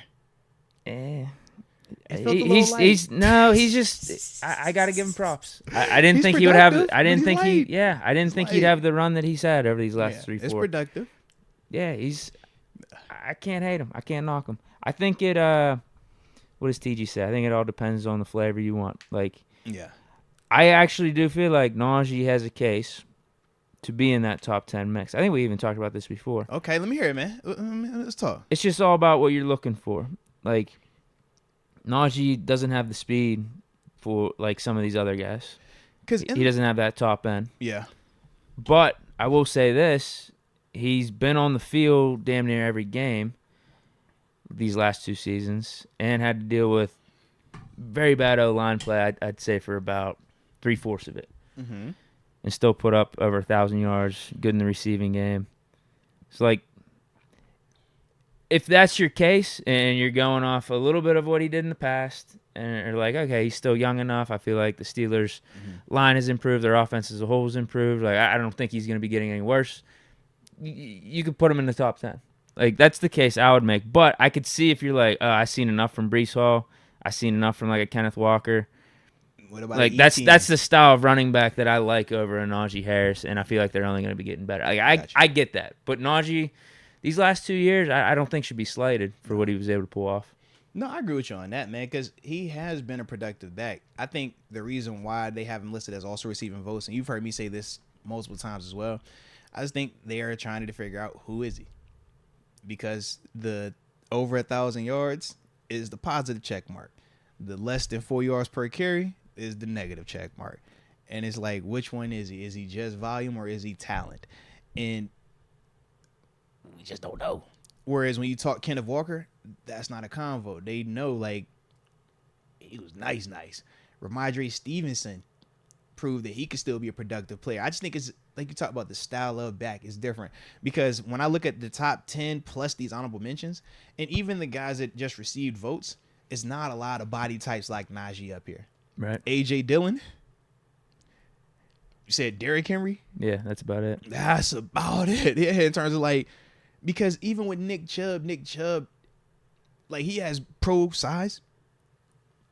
He can still go though. You say he's not like just a thumper, like. Yeah. Whereas we talk Najee, like, that's his game. Like, he's power. Power version of Le'Veon. Yeah. Yeah, because Le'Veon could never really take one to the house. Mm. But he's awesome. Yeah. It cut you up. Right. Yeah. Now, I will say this for Najee. He was efficient after the bye last year. Like, he was putting up some really good numbers. Yeah. But I get if you're just looking at last year as a whole. Like, could we get more efficiency? But he was banged up early on. Line wasn't playing as good. I'm with you. Yeah. So, let's see more of what you did those last, like, 8 weeks, 9 weeks, whatever. Definitely. And I think we should. Yeah. That's why I'm more optimistic that's more the Najee that we're going to be seeing, particularly in 2023. Yeah, because to me... And that's a good run. That's a top 10 running back. Right. And that's kind of looked at. I'm like, I don't hate the fact they have him just receiving votes and not honorable mention or not top 10. I feel like this time next year it's a different conversation. Because we won't have any other excuse for Najee if... No, everything's set up. Yeah, everything is set up. So it can't be another, you got 1,000 yards, but you're under 3 or you're under 4 and it's just volume, but nothing, you know what I mean? Like, I think we'll change just the perspective of it. But right now, it is set up perfect. So as long as he goes up there and does what he's supposed to do, man, I think he's in that top 10 with no issue at all. Yeah, man. like, I'd put him in over Tony Pollard. Don't for do sure. that, big Noriega. I put him in over Tony Pollard. Your boy Noriega just came out the top rope, bro. He says Najee's another Trent Richardson. Jeez. That's already proven false. Yeah, man, stop. Don't do that, man. Don't, not off the top rope, man. No. I didn't see Trent. Najee ain't Trent. No, don't do that. Don't do that. He says jumps and gains no yards. Now, Trent couldn't even jump, though. Yeah. Trent couldn't Trent even would do do that. that, He would just run yeah. into the defensive tackle. Yeah, don't do that, man. Don't do that. Tunnel vision No, right man. Najee clears Trent, man. Najee is ahead of Trent right now, man. Yeah, to put it simply, I'd take Tony Pollard out and put Najee in the top 10. But I actually do like a couple of these guys in the honorable mentions over at Tony Pollard. Like you brought up with Breece Hall and hell, I mean, you could even make the case for Etienne maybe, Kenneth Walker. A couple of those guys I like over. Damian Pierce went stupid down in Tennessee. I Right. mean, down in Houston. Excuse me, with the Texans. Maybe you knock Kamara out. Kamara and Cook. Getting a little up there. Shoot, Miles Sanders ain't even in the top 10. I'm like, yeah. Miles came off a season when he was a big part of Philly's success. Yeah, who else? Yeah, Mixon's not in there. Yeah. I'm like, you already know Mixon's in mine. In top 10? In that convo heavily, yeah. Yeah, he had a little bit of a down year. Same way we talk about Henry having a down year. He's like, bro, you still All I'm saying is Still that's produced. your Yeah. that's your stats. Stats don't tell the whole still story, produce, bro. He still produces, man. Still produces, man. Yeah, I mean, like I said, I'd bump Najee in the top 10. I bump him up. Give him props for those back-to-back 1,000-yard years with a bad O-line. And knowing the full context of last year now, he was banged up and stuff, and he was running like a top 10 running back second half of the year. Okay. He was. Okay. Now, if more of what was happening in the first half of last year was happening in Yeah. the second half, that's a tough case to make. But no, he was running good. The O-line got better. He got healthy. Mm-hmm. He was putting up efficient numbers. Like I was looking, if you extrapolated those last 8-9 games over a 17-game sample, Oh yeah, that He'd was had, his, like, yeah. he would have had like 12 or 1,300 yards on the Yeah. ground. It would have been an above 4 Mhm. yards per carry. The receiving yards, all that was there. Like that's a top 10 running back. Yeah. for sure. All right. So we just need to see that. And we good.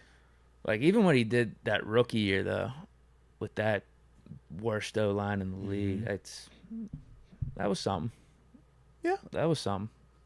Well, yeah, like 1,100, 1,200 yards on the ground, and then Like 400 or another- 500 yeah, yards let's say receiving? Yeah. Still good, absolutely. yeah, did that back to back. I'd throw him in the top 10. Get Pollard out of there though. Definitely get Pollard out. Pollard I'd probably, out. I honestly, Pollard balled out last year. Though. That's crazy. I'd maybe drop out Kamara or Cook though. Yeah, I'd maybe drop them out. Think about that. All right. But bumping up like one of those guys in the honorable mention. Yeah. I don't know though, because they didn't really finish out their rookie year. I like them going forward. It's all in how you want to weigh it, I guess. Yeah, how do you? Because like Javonte, I how like do you Javonte project- Williams a lot, but I need like Right. Projecting 2023, I probably do like Javonte Williams, Kenneth Walker, and Breece Hall over Dalvin Cook or Alvin Kamara. Definitely Dalvin, because probably where he's going, he's not going to be the bell cow anymore. It's going to be split. Yeah, I'd take all. I'd take him over Tony Pollard too. Would need a running back of Dalvin Cook to just come and be the guy. I feel right like now. he'd be signed already if that was the case. Minnesota was the team. Yeah, It's they, like they need a Rodriguez running still back. need They a got guy, a bum they're right. bringing in. I think it's Matheson, That's what right? I'm saying. So it's just like Minnesota's the only one. Everybody else got a dance partner. They got someone at least. Because I could see the Ravens. I'm actually surprised they didn't J.K. go Dobbins for and Dalvin Melvin Cook Gordon over now. Melvin Gordon. Yeah. But maybe Cook wants more money. Obviously, he wants more Cook money. definitely want more. Cook's worth more money. And the Ravens, how they do things is they just want running back by committees. They don't want a bell They don't cow. want to pay. They just want 3 like pretty good guys. Yep. But you gotta be bursty. They want you to have a little burst on it. Yeah. Yeah, it's like Dalvin Cook. You're actually no. Here's what they were thinking: Dalvin Cook, you're too good for us right now. You want too much money, and Give us about 2 years. you'd be a definitive RB1. We don't do that here. You got to be a little over. You got to be a little washed. Still have some cachet. Slightly washed, Yeah. but you got residual around your game. Yeah, still got a little something to your name, and we're gonna get you on the cheap. That's what the Ravens want. Swear, bro, because you'd be like, yo, who is this running back? I've heard of him, but like 5 years ago, why is he out here playing like They this don't today? only do it with running backs. They That's do it it, with though. receivers. Yeah. Steve Smith, Mike Yeah. Wallace, They gonna find Anquan Did Boldin. D-Jax go out there for a little bit too? Am I tripping? Anquan Boldin wasn't washed though. Anquan was I'll last give him year. credit for that. I think DJ. Yeah, every once in a Was while. that a year? That was last year. wasn't it? Two years ago or something. Yeah. They'll pull you in there for a little bit, Des man. Bryant. Oh my god, I forgot Dez was there. You're right. They just do that. Dez did go there for a little bit. Yo, that's crazy. That's crazy, man. You got anything else about this list? No, man. To me, man, like I said, Joe Mixon not being up there, I did find that really surprising. But I didn't. I agree with like at least the majority of the names are up there. Maybe the order I altered a little bit, but Yeah. I do think that those are the names though that when we're talking key running backs or the top tier running backs, I do think those were the guys. Yeah. I'd shift the order probably a little bit. I already said I put Derrick Henry one. Okay. Well, and I think that's another convo too in terms of how we view the guys that were banged up to an extent last year, and how much are we taking into account this season exclusively, or if we're talking 2 to 3 years, because we even brought up Najee's age and you was like, well, if I'm factoring in that, then I might include him. I just think depending on how many variables I look into the criteria of it, I think that's your list. It could be, you could, I feel like honestly you could weight it however you want for each player, each ranking, however, whenever you want. Oh yeah, when it's your list, that's the beauty of it. Yeah, for me, man, I always look at it like, if I'm doing, typically when I do my list like this, I take everything out the equation. I just say, for this season, who do I want? I like that. Yeah. Because I'm like, yeah, I can always make case, oh, well, money-wise, this guy, or age-wise, that guy. But I just simply say, man, that's definitely, I think you're becoming more fantasy football savvy. That's a fantasy football mindset. Oh, it absolutely is. Yeah, it's like, screw whatever you did in the past. What are you going to do this year? Right now, oh, man, well, I don't like that guy because if you get this much money like with Bajan's probably going to be a top 5 pick in fantasy. And he should, because he's nice this season. He's going to ball out this year. I don't care about 5 years from now. I'm talking about this year right now. Yeah. And like most of the time, like when I do my list, throw that's Bajan in that top 10 then. And he ain't done that yet. That's the difference between me and you. You know that. If we crown rookies just because they're rookies, man, Zach Wilson, Sam Darnold are the greatest players ever, right? And that's just 2 small, low-hanging fruit examples. I might have a good Bryce Young take cooking. All right. I might have one cooking. I'll get back to you. I got to do more research on it. As in he's already proven, or the opposite? We'll see. We'll see if I okay. Yeah, we'll see how good I feel about the take. All right. I might reveal it. Because that's my whole thing. I'm just like, I need to just see these rookies do it first, man. Before I can put a rookie over somebody that's already come in this league and play, I just need to see it. Now, some people, I only need to see a game of it and I already know. It's like, yo, that's different. That's special. But others are like, nah, man, like, prove that. Because y'all know who was in my draft class. I had Sam Bradford. I had Tim Tebow. These are 2 can't miss. These are 2, man, you could do it. These are 2, hey, man, these are the greatest thing. I can't say Tebow was can't miss. Bradford was, though. Bradford was nice. We can say he wasn't can't miss, but I swear it's a million people that were over here like, yo, he could play quarterback in his league. I was in that boat. Trust me. I was like, I think you just bring him in for the it factor. All right. You see, it's the it factor. Yeah, it's like, I was in that I boat. agree with that, I just thought that he was a more polarizing prospect than can't miss. Yeah. But Sam Bradford was. I'm with you on that. All. So he was nice. I just need to see it. I want to see it, man. I want to see it. Who else went in that Marty draft? Gilliard. He was another one. Jeez. I think was it Desmond Briscoe was another receiver in that class. Like, these are all the names I remember was like, yo, can't miss. These guys are just fire. Can't miss. Like, yo.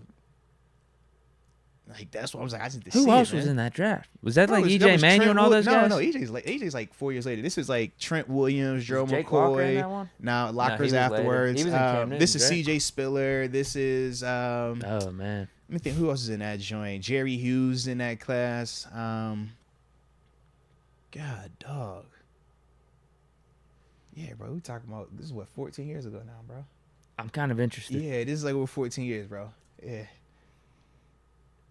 Bradford, because it was one. Bradford, Sue, McCoy were top 3. CJ Spiller was 9. Tebow was like back half of it. Jerry Hughes was the last pick in the first, if I remember correctly. He was 31. Yeah. Patrick Robinson, last one to the Saints. There we go. Yeah. Tebow was 25. This also had this is Eric Berry's in this class. Oh, so Tebow and Bradford were the only 2 quarterbacks taken in the first. Yeah. And this is the last before the CBA. Joe Hayden's in his class. Jimmy Clausen. Oh, my God. Remember Jimmy? Jimmy was can't miss too. Wow. Jimmy was can't miss too. Jimmy was supposed to be the guy. Oh, my God. Second round. Pouncey was in my class. Pouncey, A.B., E. Sanders in his class. Yeah. Colt McCoy went in the 3rd. Mm-hmm. Wow. Yeah, bro. Like, we got some players in there, but it was like, yo, these are guys that people swore by though at times, and it's like, did it go to what they said it was going to be or what the expectations were for these guys coming out? Doran Dickerson. Shout out to Doran. Pitt. 7th round. Yeah, Mr. Pitt. Absolutely. Wait, I got to see a couple more of these QBs. Mm-hmm. Tony Pike. You got my man Levi Brown. Zach Robinson Shout out to my man Levi from OK Brown. State. Shout out to my dog Levi Brown out of Troy, man. Yeah, this was a really bad quarterback class. Really bad. The best guy probably is Bradford. Bradford was the guy. It was Bradford, and then it was Tebow, and it's like, oh, you got a Colt McCoy who's nice. That's how they talked about it. Mm-hmm. Yeah, man. But you had the old lineman here. You had Big Trent. Trent was the one though, man. Trent was what, top 4? Was he 4 or 7? Oh, Yeah, because Trent was at the front of that thing too. Yeah. hold on, I got this filtered by position. Let me see. Oh yeah. Who'd you say it was? Trent Williams. Yeah, he went was 4. right? Yeah. Gerald McCoy 3. Mhm. Yeah, man. We had some dudes, man. We had some guys. That was a bad quarterback class. JPP in that class. Jason Pierre, 15. Jason Pierre-Paul. Yeah, absolutely. Bouncy. Russell Okong. Yeah, we got some dudes in there. Got some guys. You want to hit these supers? Yeah, let's tap in, man. Let's tap in. Okay. Let me know if I'm off. All right. I think. Man, you really pulled up my 14s. My guys from 2010, bro. Yeesh. I like it. I think we're right here. Roquan making 20 mil from Jonathan Stevens. Let me check. He says NFC champ starting Yeah, linebacker was undrafted. RBs definitely have a bad narrative around them you can make for other positions like LB. Yeah. But inside linebacker is kind of viewed like the running back position on defense in terms of like the money for it. Yeah. Like they don't really get paid like that. But it goes to show though that an elite inside linebacker can make what Roquan is making. Whereas we talk about what an elite Saquon Barkley is going to make or an elite Christian McCaffrey will make.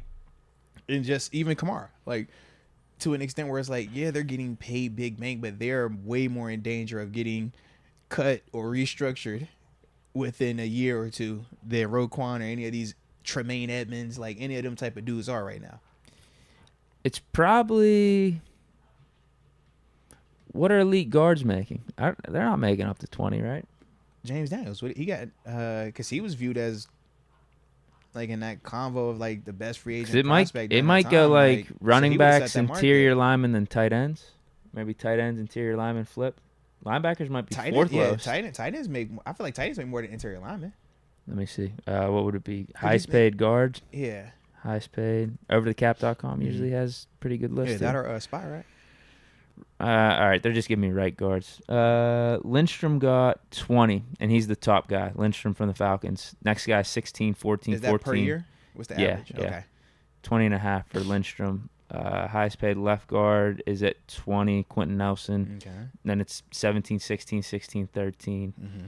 Center, lowest, 14. 14? 14 with Jason Kelsey, and then Ragnow at 13, and you got more 13s, 12s. Okay. And then what's running backs on average then? 16. 16. So actually center. Center the Okay. lowest. For the Okay. top guy. Okay. Well, I guess fullback. Yeah. Fullbacks matter too. But it is crazy. $5 million for Juszczyk. Yeah. Well, because I think of centers, I'm like, you're not a skill position. Right tackle's only at 20. They're capped at 20. Lane Johnson. Okay. Interior D line. Okay, that's one gets a little Yeah. higher. Aaron Donald 31. Then you got Mhm. Quentin Williams 24. Edge rusher, obviously we know what that is. Safety's probably not over 20. Yeah, Derwin James at 19. Minka at 18. Cornerback. Whoa. Highest paid cornerback's only 21. Who's that right now? That Ramsey? Alexander. Oh. Are the running backs overblowing this a little bit? I just think It's that position. Like, you're getting 400 touches and you're getting beat up. I don't think they're overblown. I think if we looked at how many names at those positions that we just named get that type of money versus how many running it backs falls are gonna off get after that type of money. That's It's McCaffrey at 16, Kamara at 15, Henry at 12, Chubb at 12, Jones at 11 and a half. And now you Then you got the 10s. Those are all tags. And then it drops off to like Connor is what's that, the 8th highest paid, 7 per year. Yeah. And that's high for him. I'm sorry, but it is. Connor can't even be out AZ without getting it straight today. God dang. Connor, I apologize for you catching that straight. I know he just offered a vacay. He was over there Based taking off waterfall the pics, off man. the RB market. Salute him. That's high for him. Salute him. I can understand what you're saying though. But salute my dog, man. Shoot, man, you just gotta get some of that Saudi money, man. You see what they offering? Who? The Saudis, man. They offering my man Mbappe, was it a Billy, right? Just gotta get that type of money involved with these running backs, man, and everything will be good. Yeah, more of the story, the quarterbacks Yeah. are just making Just significantly gotta pay more money, man. across the board Yeah, over just every spend other it. position. You just gotta spend it, man. Just spend it. Jordan Love's getting 13 and a half this year. Turn the salary cap off. Pay all the guys, man. There we go. Big bank take little bank. Mr. Rooney, open up your pockets. Let's go. Let's go that way. I don't think it's as fun for a viewer though. 'Cause then you got baseball stuff. No, see, I like it because as an alumni, I love the fact that the next generation will get compensated the right way and not just fans be happy, but the guys who are actually dealing with this type of stuff feeling like they are not being compensated to their full value. That's all. You know, I side player over fan. That's all. I do agree with you though. From a consumer standpoint, what we have is way nicer than baseball. You can make an extent is way nicer than what basketball has. But in terms of like the athlete side, oh baby, give me baseball any day, give me basketball any day. You feel me? Yeah, no ifs, ands, or buts. They got boy, y'all got it, man. I wish we're jealous. Promise you. Yeah. From an athlete perspective, I get I get it. As a fan though, 1,000%. Give me as much NFL money as parody. possible. Yeah, as a fan though, give me the parody. Give me the NFL where literally you feel like we got a chance. Even though we know we ain't got a quarterback all the time, you still feel like there's multiple ways to have a chance. Some other leagues is like, yo, we don't have enough money to deal with that. Period. Yeah. Simple as that. Yep. Hold on. Who was that? That wasn't 828. That was Jonathan Stevens. Shout out to Jonathan Stevens with the road card question, right? Yeah. Yeah. Okay. I'm up to date here. 828 Style says, I don't think RBs are worse than past years. I think LBs are faster and quicker than past years. If a running back can't run a 4-1K, can't run for 1K in 17 games, they don't need a new contract. I get what he's saying. I think he's taking two things and combining them. Like, in terms of the defenders being more athletic, being faster, I do agree with that. We have slimmed down. Back in the day, LBs were 250, 260. I remember coming into camp my second year, like 255. And he was like, yo, that's good. You got to take on this fullback. Right. Then I think towards the back end of my career, at times being like 233, 235, you know what I mean? Like, that's a 20-pound swing. But that's how the game has shifted ultimately. So, yeah, I do agree with that part. But then in terms of the 1K and 17 games, I just think that's a different style of argument because that goes to like the Najee combo of, all right, yeah, you got 1,000, but how did you get that 1,000? Were you 1,000, but you took 400 carries to get it? Or was you 1,000 off of like 30 carries to get it? You know what I mean? Like, obviously, them numbers aren't all the way accurate, but you catch my drift. Like, yeah. AJ Martinez, God bless my son Tony and his lady Sabrina. Shout out to Tony and Sabrina, man. One time for the coach and one time for you, AJ. Let's get it. And he gifted a Moats membership to Bink the Patuse. Bink the Welcome to the upper room. Yes, indeed. Yes, indeed. And AJ, man, shout out to you once again, man, for just being a rock star at life, a dope individual. We definitely appreciate your support. Yes, indeed. Yes, indeed. Yeah, I ain't know how you said that last night. That's why I left that one alone, man. I got you. Chris, do you guys think we'll play Najee or pay Najee what he wants? I think Warren is good enough to be RB1. I don't see us paying Najee, man. We prioritize O-line. Unfortunately, Chris, I do agree. I don't see a scenario right now where Najee gets that crazy type of compensation. Because even if he goes out and balls out this year, the argument then becomes, man, you got some wear and tear on you now, man. It's only a matter of time for you start to slow down, man. We've seen what happens when you pay running backs, man. We know your shelf life isn't that long. We got Jaylen Warren right here who's infinitely cheaper. You know what I mean? So I just think, like, that will hurt his market. I just wonder, like, if we had to take a bet right now, this is going on, what, Najee's third year? So if we had to take a bet, how long does Najee actually stay in Pittsburgh? Would you say over or under 6 years? Over. Bill got what, 4? Because he sat out the last year. Was it? Yeah, I think it's over. I think he's gonna be a Steeler long term. Unfortunately, I don't think he's. I don't know if he's getting that much more money elsewhere. Yeah. We were the team that drafted him. Like, we'll take care of him here. I mean, we'll have the Jaylen Warren, the RB1, the RB2 combo, good O-line. I think also us having a championship window could be attractive to someone like Najee. Now, he is a guy that's been outspoken about the RBs and the market and how unfair they're being treated. And I agree with that. But a lot of running backs have said that. And sometimes, like TG said, maybe you just got to look at the landscape and understand like it is what it is. Yeah. Because that's like I can't necessarily just be mad at the Steelers. It's just more of a NFL issue. Bro. So I might have it the best here with the Steelers, even if I'm getting paid $1 million or $2 million less. But what is $1 million or $2 million less? If that offer is, I'm only going to give you $3 million. That can't be the case. I don't see him. We're going to give him like. I'm listening. I'm saying at least 6.5 per year. I don't know how long, but it'll be like respectable. It'll be something like that James Conner one. I don't think it's going to be up over Conner? 10. Yeah. 6.5, 7. Okay. I don't know how Najee takes that. I feel like that would be fair market value, if not a little bit more. That's the one for me. I'm just like right now. Now, if Najee goes off for 2,000 total yards this year, double-digit touchdowns, now we could be having a different conversation. But then I don't think you're going up by much more. You're like 8.5, 9. You got that 5th-year option for 8.5. Yeah, it's all on how he plays. I feel like this is. I think this is just more on. I think this is more on how Najee would take that. I don't think he's gonna pull a Bell. I don't think he's gonna pull this. I just don't. I hope it works out like how you think. I don't think it. I think he's under 6 years, man. If it is, it is. Yeah. I think we'll be fine. That's exactly why I feel like it's going to be under 6, because we're going to be fine. I just think I think Najee's our guy here, man. I think he is. Some of that leadership stuff I was talking about, I think that counts. I think we value that. He's going to be cool with it at 6, huh? I'm not saying that. I think he looks at the landscape and saying this might be the best, even if it is $1 million or $2 million less. Yeah, it's the team that drafted me. I got to witness how the Le'Veon Bell scenario played out. Grass isn't necessarily always greener on the other side. If we have this championship window, we go. I do think it's going to be better for him in the years to come with the better O-line and having a Jalen Warren to spell him. For sure.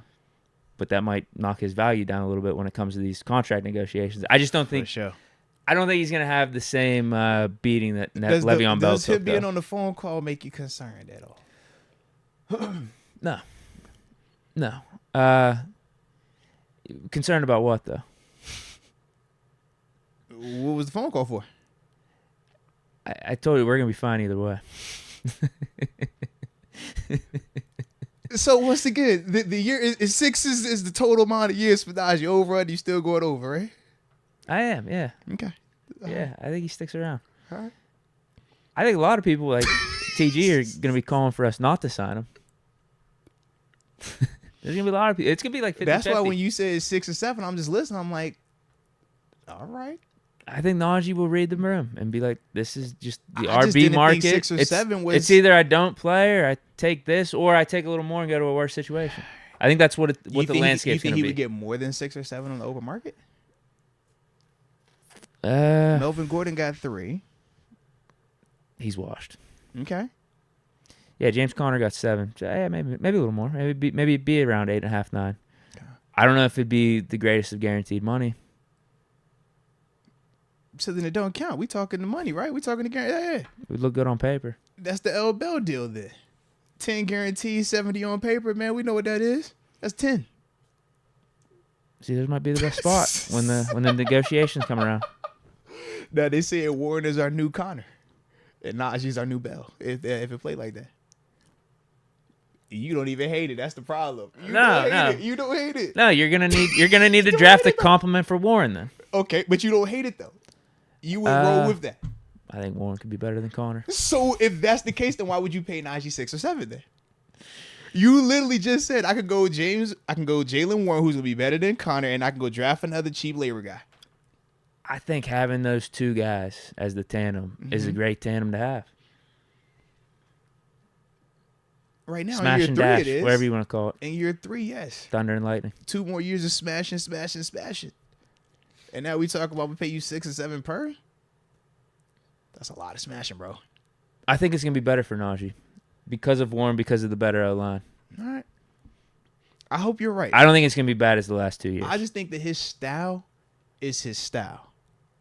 Meaning, he's should not be. a guy in the open field that ever tries to avoid or make contact miss. He gets hit flush. That's what I'm referring to. So another 2 years of more flush hits. So you wouldn't pay him then? That's what you're saying? Honestly, the 6 or 7's too much. I look at what I that, get what you're I look saying. at what that 5th year is, and it's kind of like I have that talk. Like, where are we looking at with that? Because if that number is a little too high, then I don't even want to give you the option of the 5th. I'm like, yo, let's try to see if we can get something. Let's get a 2 or 3 year deal done at that 4th year spot, right? And that maybe gets you that 6, but I still only see it. You play that 5th and that 6th year max, because you're not gonna get to that 3rd year of that deal.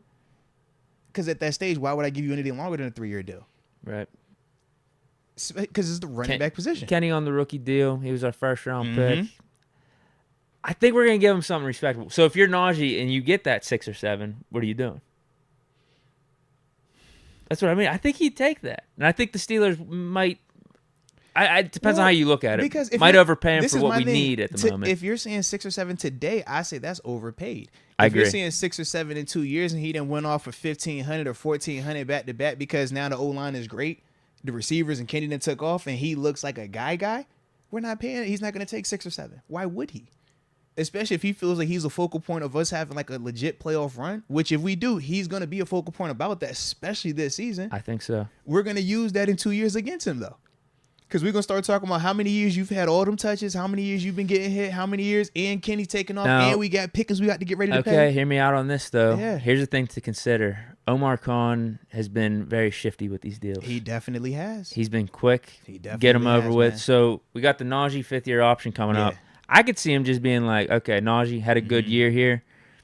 Let's just get this business done with. Let's get you long term. 3-4 years around like 7.5, 8 a clip, and just get it over with. But if you're saying this offseason, right? This offseason. So that would put it right at 6 years then. Would it? 3 years. Yeah, around So there. that's why I said the year is 6. Oh, coming after that. Are you above it or under? You said above it. I'm like, I don't see him being here. I question if it's after 5. Like, I think that option year becomes a convo depending on how this season looks specifically. That's a good number. Yeah. 6 is a great line. Yeah. I learned from you. You should be man. a bookmaker. I learned from you. 6 is a Big great Deke number. Investments. I learned from you, man. Come on, bro. This ain't my first rodeo. You know what? I've been hanging on you for how long now, man? You put me onto the back. Come on, man. I'm with it. We showed Otani Yeah. first game of that Angels series. Mm-hmm. I didn't even let anyone know. I was over my buddy's house You got Friday after night. it, though? I called the Choi home run on Otani Let's go. and the Sawinski home Let's run. go. I also bet Bucks money line, but that didn't Let's happen. go. But we're almost back in the green. We're doing all right.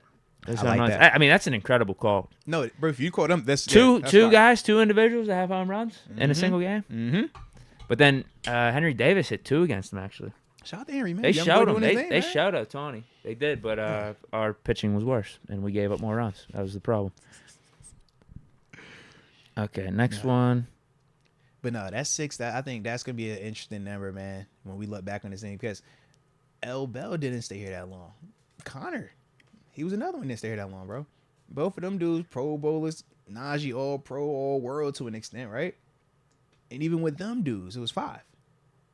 Less than that. It's a great question. Mm-hmm. It's a great question. Because going off everything feel. that we brought up, I'm going off field here. but the thing is, Najee sticks around. everything that you talked about before we've had this particular convo screams, no, he's not going to be here that long. But because of the personal attachment that we both have to Najee, makes you contemplate it. And heck, I'm even over here like, all right, can I see this scenario happening and how would it happen? I think some of it, too, would be the Steelers' attachment to him and being That's the what I'm first-round saying, pick, yeah. already going through some of this stuff with Bell, and them wanting to not go through that again. Yeah. But I at the think they same want to make. time- I think they want to make sure But think their about it with first-round L. Bell, pick, though. their first-round investment looks good. But think about it with L. Bell. They did do the same. They just simply said, we're not going over 10 mil guaranteed money. That's forever going to be their stance with that running back. If they weren't going to do that for Le'Veon Bell, I don't see how the Cowboys, they're going to give more guaranteed money to a Najee. And I think that becomes the sticking Do you point.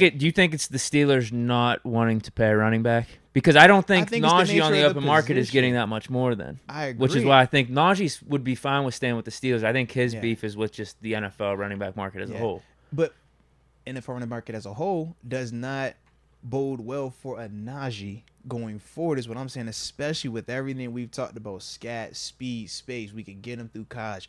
Man, we talked about if this guy says you got Jalen. Okay, if Jalen says you're going to draft a dude. We talk about how every year there's something that you can get out here.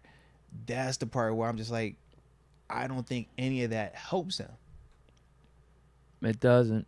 But because it's like in an already bad situation, you're a part of like the older obsolete style in this new issue anywho, because of you being the physical bruiser versus a speed space make a guy miss type. I'm with you on that partly, but on the other side, the Eagles last year are an example, and I think we're going to be an example of finding the loophole in the direction the NFL has gone and being more finesse. Like, I think we're going to go back to that ground and pound, and a guy like Najee will be valuable. Sanders?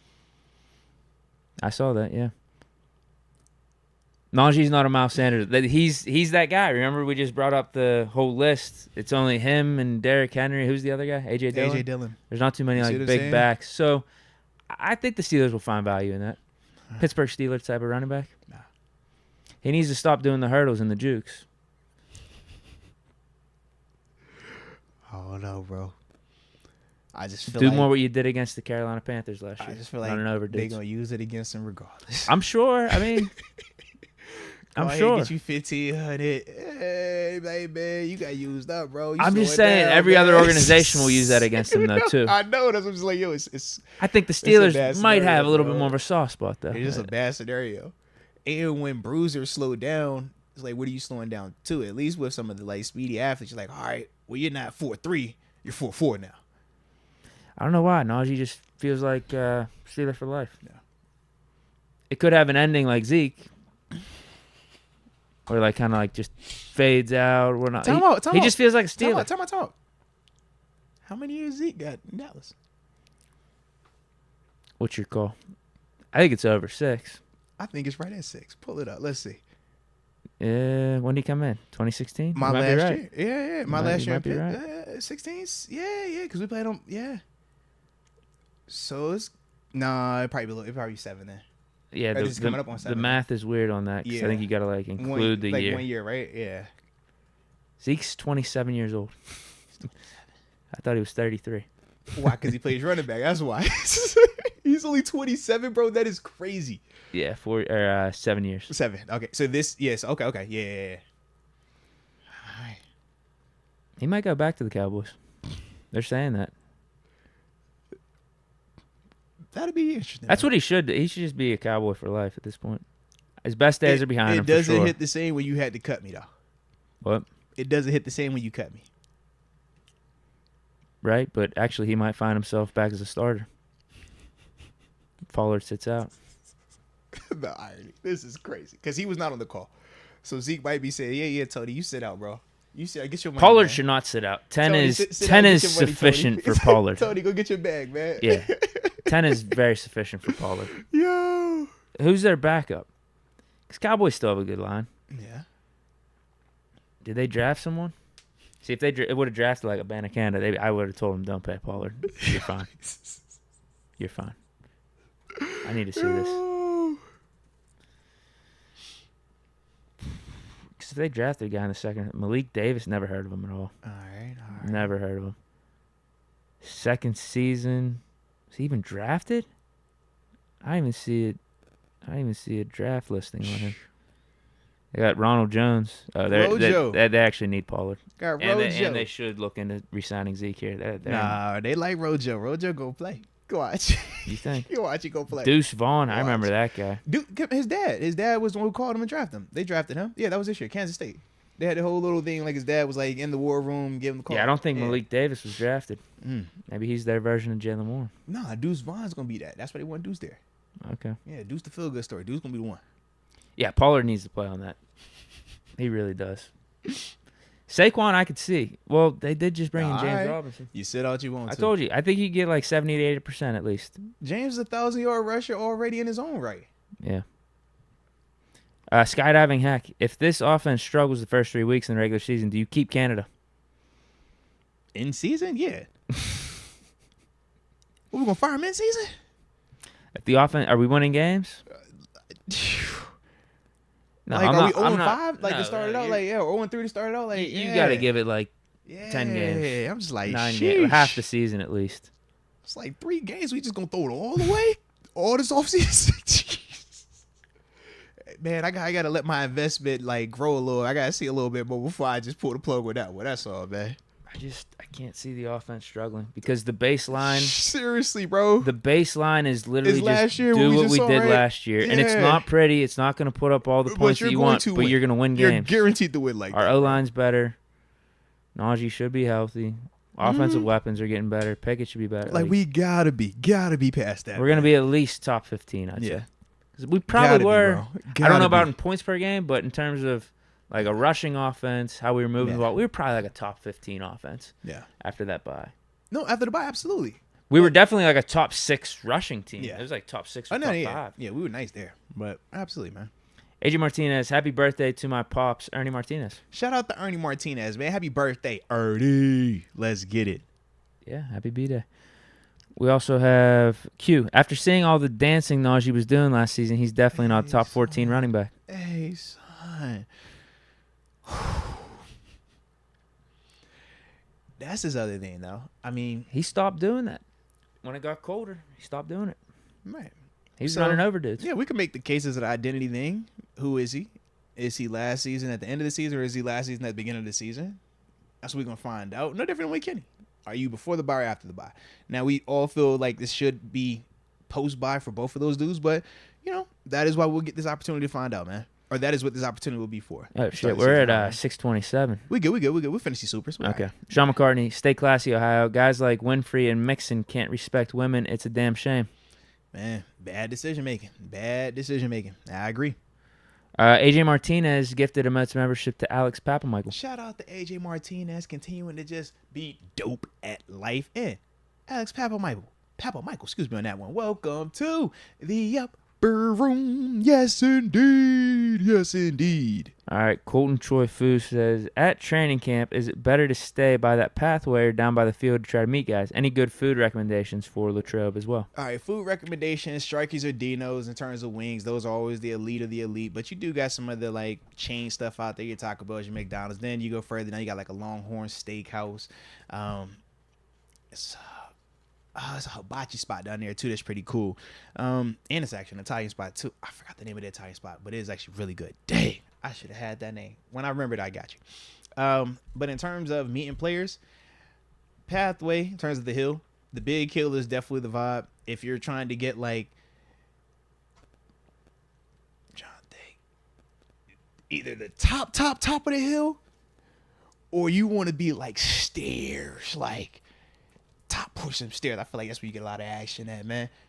But at the same time, man, you just got to be in that area. Hill area, I feel like you got a great chance of somebody interacting with you or just meeting multiple Steelers at the same time.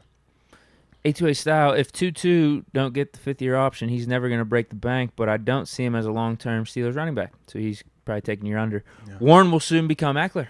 That's kind of how I look at it, bro. Like, you already have Jaylen Warren, who we already said last year we were having legit convos. So when we're talking about, are we going to pay Naj 6 or 7 a year if Jaylen Warren is still doing what he was doing as well? I don't know, man. Especially when we already have said we could just go get us another one. Let's go. Yeah, you need to find the compliment to. Let's go drive you another one. Warren, then. Abanikanda would be a good one. So just go get you another one, all right? Relaxing Jackson. Let me hear Moats is petting the snake to pay the rent. Stop it, man. That's why I had to say it the way I said it, because I was like, yo, I hate how that came out. I already figured that was going to sound like that. Yeah, all right. And on the heels of the pickle. You know, I was hanging out with my pickle the other day. Have a pickle outside. Now I'm over here talking about petting the snake for some money. It's just not a good, you know what I'm saying? It's bad. But y'all know we ain't, you know what I'm saying? Like, it's a vibe, all right? It's a vibe. Just leave it at that.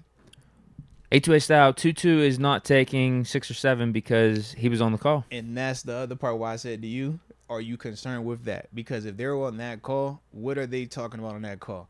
We should be getting more. We should be pushing the standard. We are what we are. We bring value. Everything you brought up. Where else are you getting that, though? But think about everything you brought up with Najee in terms of, man, you could make a case that he was the offense that first year. You know what I mean? With how everything was playing out. the sabotage and all that stuff, he was the constant that could keep it flowing.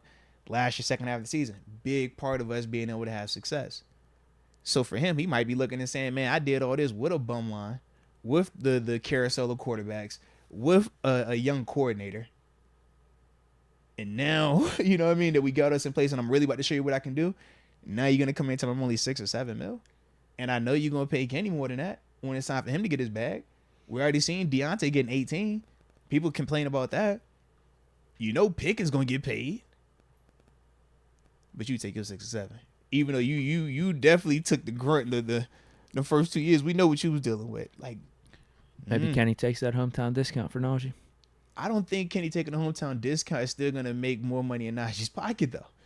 I think they're still going to just say, why am I going to pay that when I can go get something little different? bit more. Absolutely. That's like, okay, Kenny, you're going to take $2 million left. Hey, Pickens, here you go, baby, $2 million more.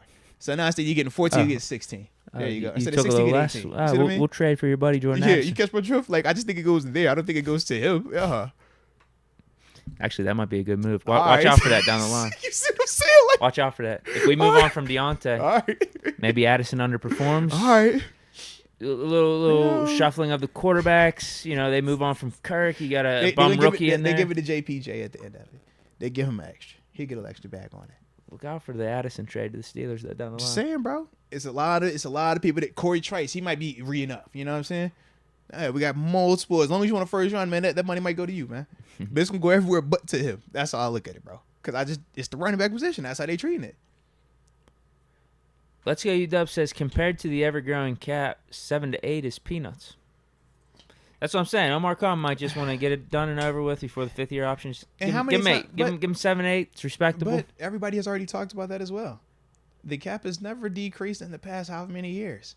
It's at record levels in terms of highs. Money's going to the QBs. Absolutely. It's going everywhere but running back. You look at the average in terms of salaries, they said literally every position's per year average in terms of franchise tag, stuff like that, are all up except running back.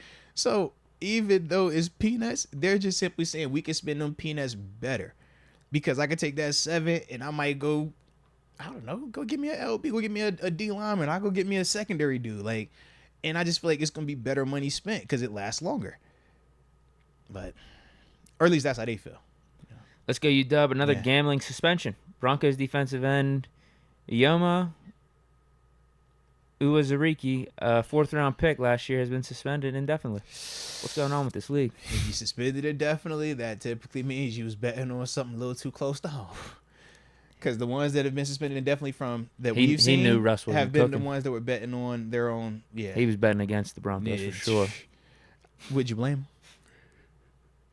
Even though it's still just silly as heck, bro. I'm like, God, dog. Dude, that's how good the AFC quarterbacks are this year. Like, we're forgetting about Russ. Like, you swear you said Russ coming back this year, man. You say he's gonna bounce back. He's gonna be back. Yeah. With Sean Payton. Yeah.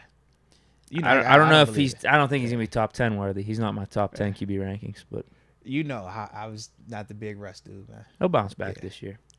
Could only get better. No, but they're flying. Him and just like the Broncos are flying under the radar. Like, could you not see them win like 9 or 10 games this year? The problem with the Broncos is they just got to see what Russ does. Last year they had a squad. The Broncos have a team. They don't have a quarterback. That's the question. And what Russ showed last year was like, yo, that doesn't even look like Russ. So now you just got to ask yourself, what do you believe? Maybe was last year the fluke, or is he still got it in him? Maybe they run it through Javonte Williams, and that helps the RB market. It ain't. They just gonna say, "Hey, Javonte, you doing your thing," but all the wins going Russ is his docket. You know that. Sean Payton. There you go. Let him win the Super Bowl, and Javonte is the guy. Russ got a championship. Russ got another one. Sean Payton came out the booth and got another one. That's the combo. Most likely, unless Russ is inept. Right. Most likely. But you know that's the combo. It always is, bro. Well, that's it. Bink the Patuzzi says Russ is my top candidate for comeback player of the year. Ooh, okay. I like that. That's not a bad call. I'm going to say, who else do we got? Because he can get like Tannehill got it. Yeah. Hold on, let me see. Who was hurt last year that was nice? Does DeMar Hamlin, is he a shoo-in for the award? I just need to know that. Is he a shoo-in for the award? Can we just all agree to not do that? Because I'm just like, he gives me Alex Smith. Right. Alex Smith. Can we just not do that? I'm like, if he shows up on the field at any point in time this season, bro, you know what it is. He's going to get the award, bro. 1,000%. Let's just give him another one. No. Give if him another DeMar award. Hamlin puts on the Bills game day uni and runs out that tunnel in the 716. Let's see if he's even on this. He is going to win it hands down, bro. Hold on. Let's see if he's He will on win this. it hands down. We know Ah. this. Exactly. You know what it is, bro. He's minus 285. Because if all he has to do is just show up. If he just shows up out there, he doesn't even have to play a snap. Go out there and they kick it a touchback. You're getting comeback player. That's no fun. Yes, it is, because he almost died. When you almost die, you get those type of awards. You don't want them type of awards, Deke. I don't want those type of awards. Alex Smith won that award. You don't want that type of award. You see Alex Smith leg. You see what he went through. You don't want that award.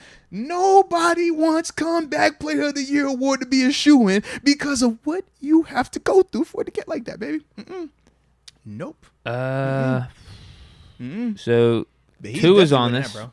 Tua Plus 2,000. Because for Tua, if Tua could ball out to MVP caliber while coming back from the concussions, you'll make a case for it. But that's a lot they got to go for, because Tua, he got gory when you seen them all, you know.